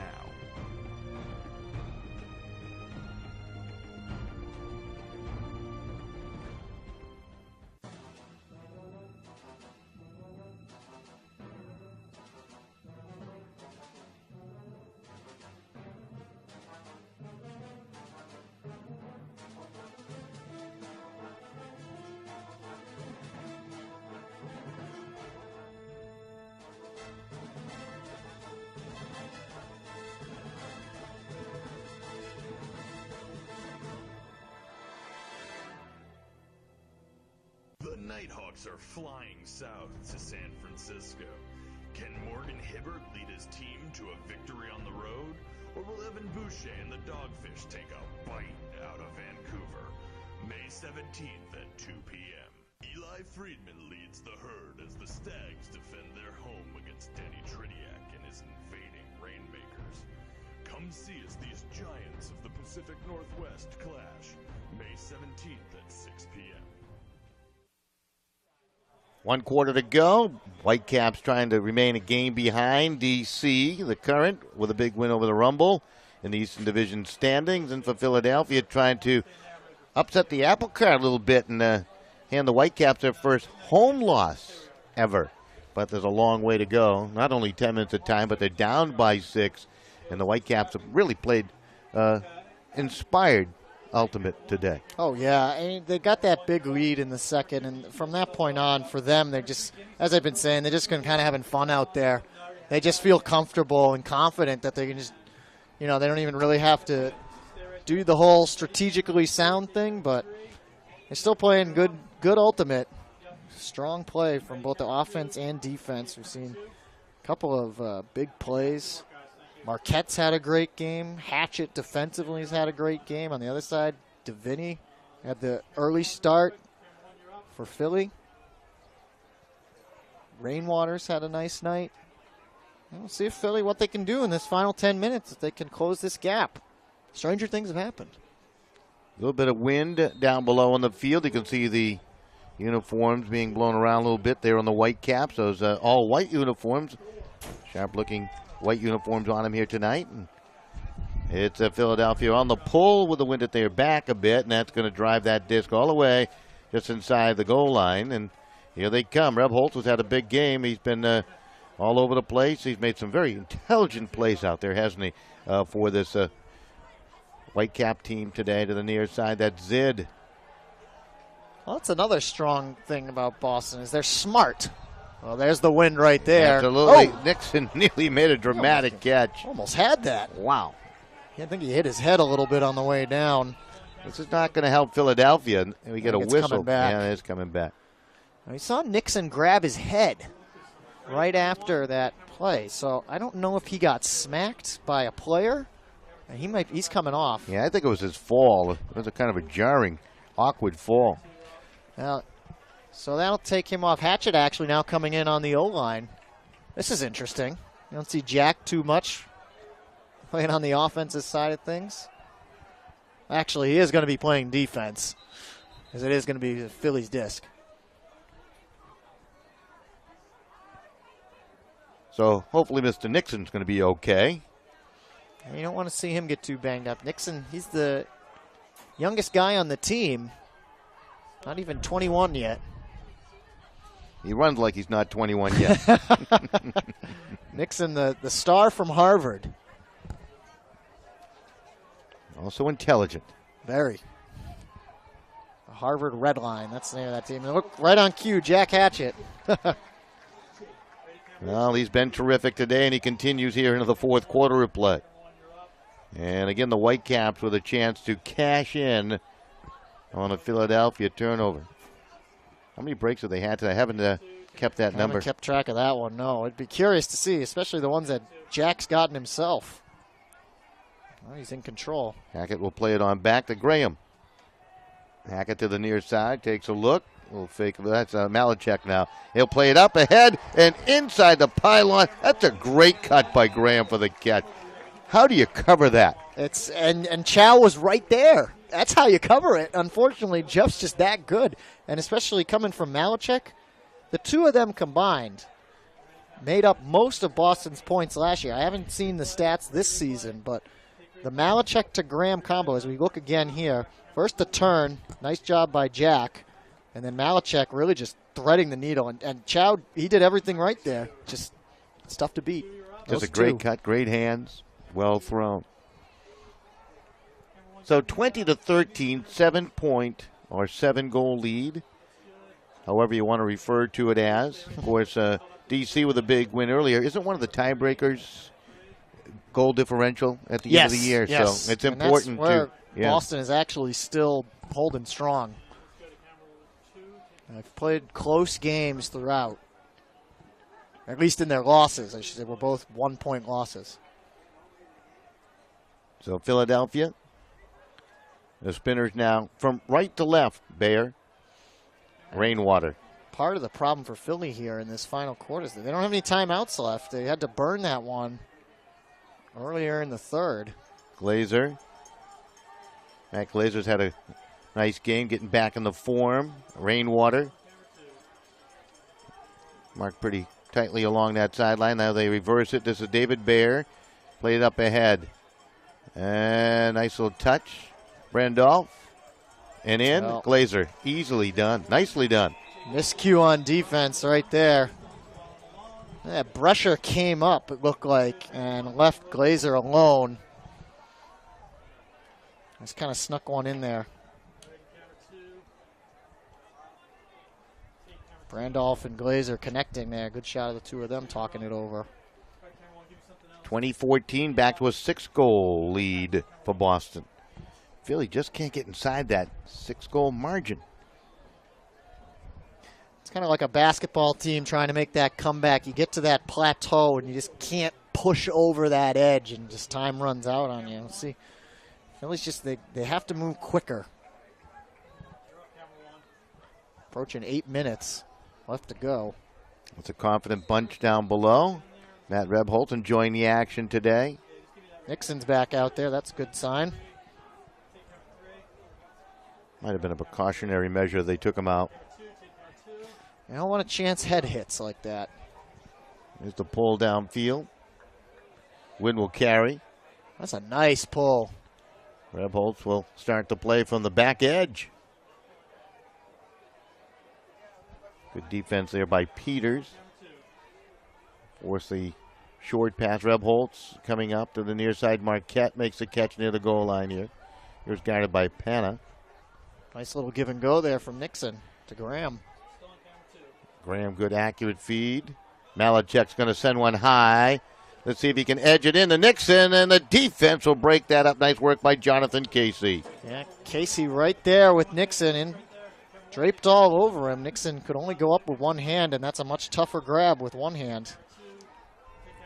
See how Philly's D-line can respond. They haven't had much luck, and Chow lay it out to show. thought at first they were trying to go to Peters there. It's like, oh, the luck's not continuing then. Back to Chow to the near side. He's got some space now. Panna. He's going to have to make a decision quickly. Over to Lindsay, had that spectacular catch for a score back in the third quarter. Over to Panna. Well, it's taking time, but they're getting it done. They're moving it. Well, they feed it into exactly what Boston wants, and that's the clock to continue just moving without scoring. Peters all the way across field. Oh, that wow. is a spectacular catch. Esser. Well, I tell you, Esser had to time that beautifully. Now Panna Nice threads grab. one in low for the score. And a big point for the Spinners. They draw to within 5 now as they got it down on the receiving end. Leon Chow. Chow finally getting a chance to do some offensive work there. He's had the tall order of covering Jeff Graham this whole night.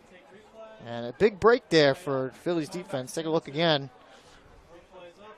Long move there and the beautiful catch by Esser. And nice way to stick with it all the way down to the ground as Chow beats his man Foster there to the corner of the end zone. So 20-15, 6:37 left. As close as it's been in a while, 5 points. Plenty of time still for Philly. Boston hasn't wrapped this up yet. Here's the pull. A short one. Hang up there, too, with the wind picking up. And the wind knocking that right down towards midfield. Has some like- spin on it, too. Looks like the rain has started a little bit again. Yeah, the umbrellas are coming out. Whitecaps controlling. Ingold Smith on the field. Receives it. Boston would like a nice, clean, perhaps a bit of a long possession here. Try to discourage the Spinners and cash on in. Philly's backing them up. They keep having to do that dump swing without pushing the disc forward. Good defense right now, and there's a turn Yep, kind of All right. force that throw. on cue. To where, I don't know, and Philadelphia will gladly take. This is interesting, too, is that Boston's got their D-line out there. They didn't even put their O-line out there for the pull. So they're just not going to allow... Ooh. That's Colton. A good bid by Simmons, but it was a little bit too far behind. And it's hung up there, and it's going to be knocked to the turf. There was just too many Whitecaps in the vicinity. A couple of spinners there, too. A couple got banged up. Paparone, for one, was going for it. He's still on a knee down there for Philadelphia. Officials are going to talk about a potential foul situation here. Yeah. Well, Paparone looked like he made that second attempt there, kind of just a desperation attempt there, trying to lay out. So I don't know if they're trying to call that maybe he was fouled, and it would be, I guess they know. So I guess it'll be Boston disc. Goldsmith was right underneath Paparone, so Boston will get it back near their own goal line, right on the goal line. We got a timeout. 5:49 remaining. 20-15 your score. It's the Whitecaps on top of the Spinners. We'll take a break, back with more right here on MLU Live. Come on out and bring the family when the Boston Whitecaps come to Sweeney Field at St. Joe's University to take on the Philadelphia.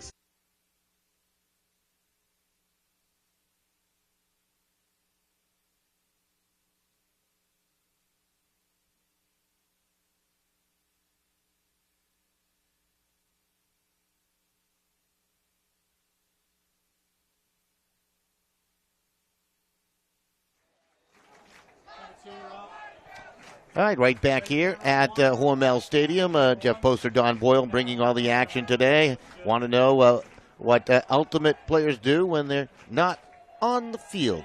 Take a guess. They play spike ball. I don't even know what it is. It's a little bit like volleyball, I guess. A little bit like Foursquare, which I know nothing about, and a whole lot of awesomeness. Get $10 off your normal retail online using the promo code MLUROX1 at spikeball.com. Would you tell me what spikeball is? What is it? I mean, it's a rage. I know it is. Well, Philly brought their own spike ball here before the game, before the rain started. They were playing. Don, I've not played it actually.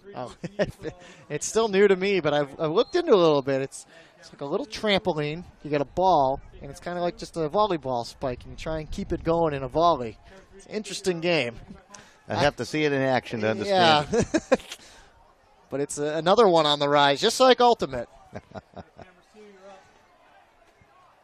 Josh Marquette. I mean, at some point, you would think that the standard games of regular hockey and basketball and football and soccer would change and evolve into some of these other sports, right? Yeah, that's kind of what why not? Spike ball and Ultimate have become. Ultimate kind of a mix and match of football. That is sent down to Marquette. Get that! He does! I'll tell you, Graham laid it out there for him, and Marquette got it. And Pana recognizing talent there when he saw it. Marquette following that disc the whole way. Graham with the huck this time. Second assist of the game. As he finds Marquette running at full speed all the way down the field and is falling nicely with the disc in hand. Back to a 6-goal lead now for Boston. Marquette has been a wrecking crew today. He has been He's terrific. all over the place. Yeah, he really is. Marquette, I believe, came into the game third on Boston in points with 12, and he hadn't even played last week. So he had played less games than the rest of the team, but was still one of their leading scorers. Shows you how much you can miss his offense when he's not there. 5:01 remaining here in the fourth quarter. And the pull by Teddy Brower-Jaros down the field. And Philadelphia will work with a bit of a short field. They've got to pick it up first. That's David Bayer. Rain picking up again. A little more this time. Faithful fans remain in attendance, however. Well, they're already wet. Yeah, you got to figure.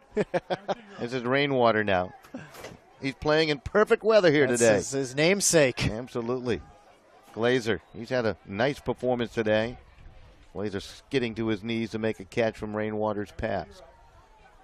A little flick to the near side. Well, Philadelphia trying to find some rhythm here. Esser will have to reverse it back. Bayer had a leap for it. Uh-oh, could be trouble. Nice Esser. grab. Yes, indeed. One hand's that. That's tough, too, to dig out there with going down low below your knees with one hand. Vinny will send one up to Glazer, and he'll make the catch. That's another point for number 9, Patrick DeVinny today. This time on the assist end of things for Mr. Glazer, who's put up a few points in his own right. Well, Pat DeVinny, he's been quiet since the early part of the game, but it makes a nice move here. As DeVinny gets it over to him. So still about 4 minutes left, and Philly's hanging in there. You never know. Make a run here. They can play some good defense after their pulls. We saw one break here in the fourth quarter. Jeff Graham coaching them up on the field. Well, I've had some great catches today, and most of these guys wearing the friction gloves when they make those catches. The official glove provider to the MLU. All weather gloves. You need them today. We got all kinds of weather out there, especially designed for the ultimate players. So they are the official glove, and check them out at frictiongloves.com to learn more. So it's a perfect night to advertise the friction gloves. You can see pretty much everyone on Boston's O-line is wearing them. Nixon might be the only exception. Danny Clark's got a pair on, made a nice effective pass. It's going to come back, however. And this infraction will go against the Spinners, and it'll be 5-10 yards. That's a big one down the field. And a restart. They didn't give Danny too much room, and when you do, see what happens? They score. Another one put up on the board. I believe that's Clark's third assist tonight. Might be the most he's ever had in a game in the MLU. He's not usually the guy handling. Take a look. It makes another nice move. Graham with his third goal. Yep, Graham on the run. Able to make the catch for the score. And they up their lead now to 22-16. The offensive attack just doesn't let up. 6:22 of the fourth.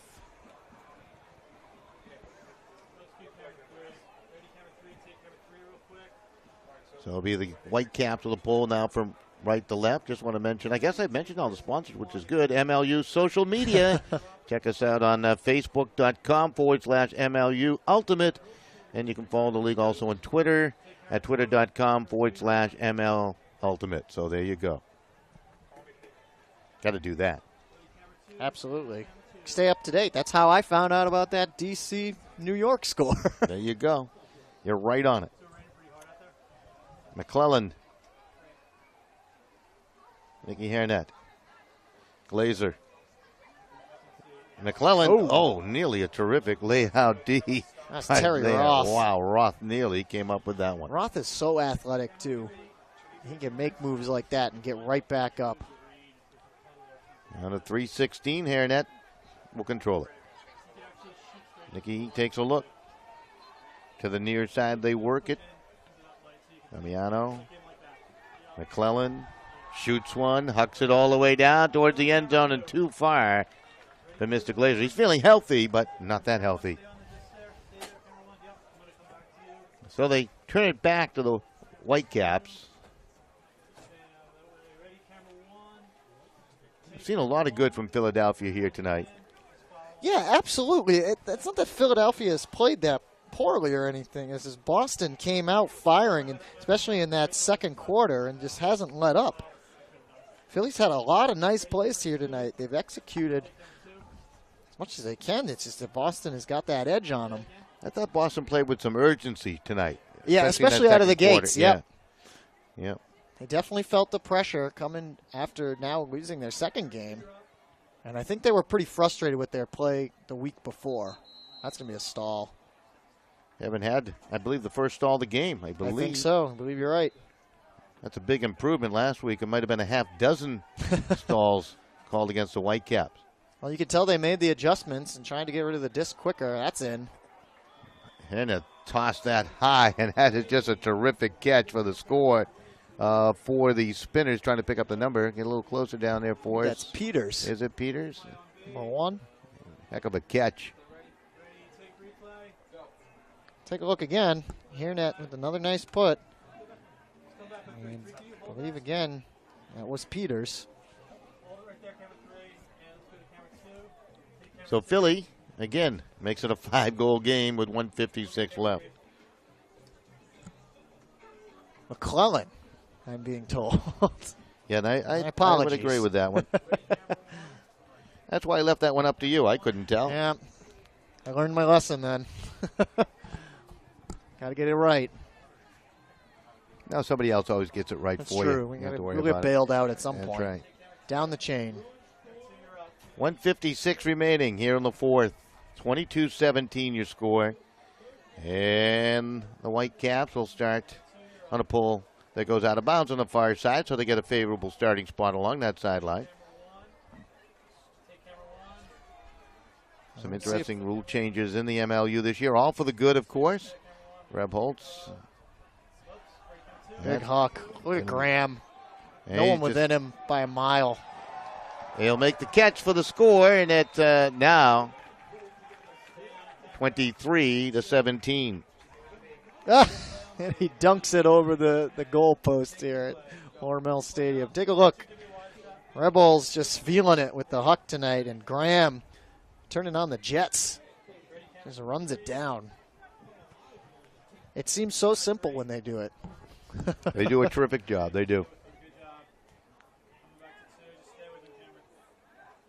So the pull from right to left here is the Whitecaps. We'll send it away to the Spinners. Well, second half of the season begins next week. And the run for the top spot in the Eastern Division. Get you that home game in the playoffs, which is so important. Yeah, especially the way it's going this year. You can see D.C. and Boston, the early favorites to repeat last year's Eastern Conference Finals, but anything can happen. Well, it's going to be collected by Esser, play to the near side here. It's Marshall Ward, where's number 33, seeing some time. For the blue jersey team, the Spinners from Philadelphia. Ward trying to catch up to that one. Instead, it's Glazer getting to it. Back to Ward now. That's great hustle by Glazer to keep that alive. Nice falling catch by Damiano. Hairnet. Esser on the far side, guarded tightly, and we get a whistle. And it's going to go against the Whitecaps. Might have been some defense down the field. Oh, wait a second. Now they're going to. I guess everybody thinks of the infractions going the opposite way, right? Oh, in every sport, you know. The person's never guilty of it. Nice feed, and Doesn't seem Deviney to makes matter, the though. catch. Is that Deviney's sixth now tonight? He's had a plethora. He's got a bunch. He's had a nice night, and he's First quarter alone, he had 3. Added 1 in the fourth. A couple there in the second half. Well, makes it a 5-goal game once again. See that initial track down by Glazer. And Deviney right along that sideline. Both teams just really like that far sideline tonight. Sticking with it. He said we haven't seen a lot right up the middle, which is traditionally the way you'd like to play. When you have your stack coming out of the middle of the field, you don't like to clog up those lanes on the side there.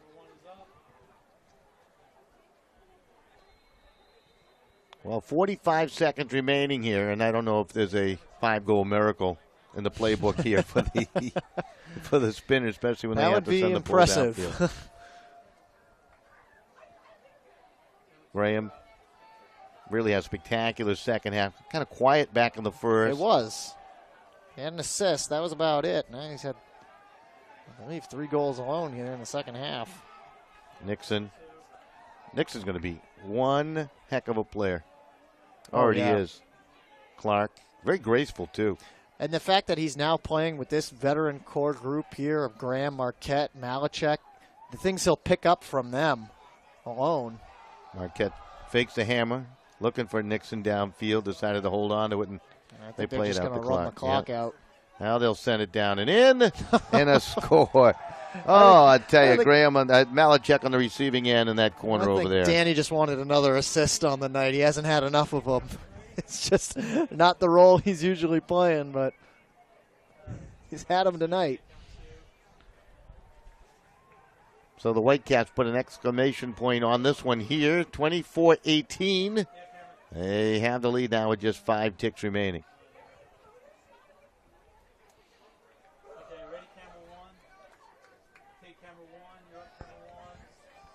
So Philadelphia scored the first goal of the game. Then Boston went on that 4-goal run way back in the first quarter and really set the tone and did a great job to maintain, increase the lead, take the runs Philadelphia put at them, and very steady effort overall. Now Boston kind of flexing their muscles a little bit tonight, thinking they might have lost 2, but it's still a force to be reckoned with here in the East. And especially at home. So trying to get that home playoff is going to be even more key for them. So they've done it.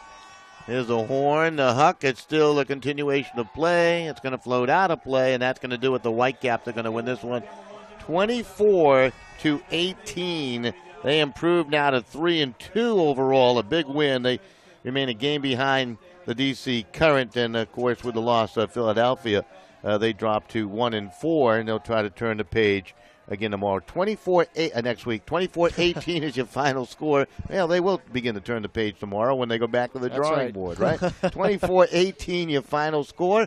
We'll be back with our post-game show and comments right after this on MLU Live. Come on out and bring the family when the Boston Whitecaps come to Sweeney Field at St. Joe's University to take on the Philadelphia Spinners.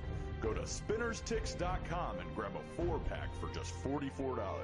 Join us for games, prizes, and ultimate fun for the whole family.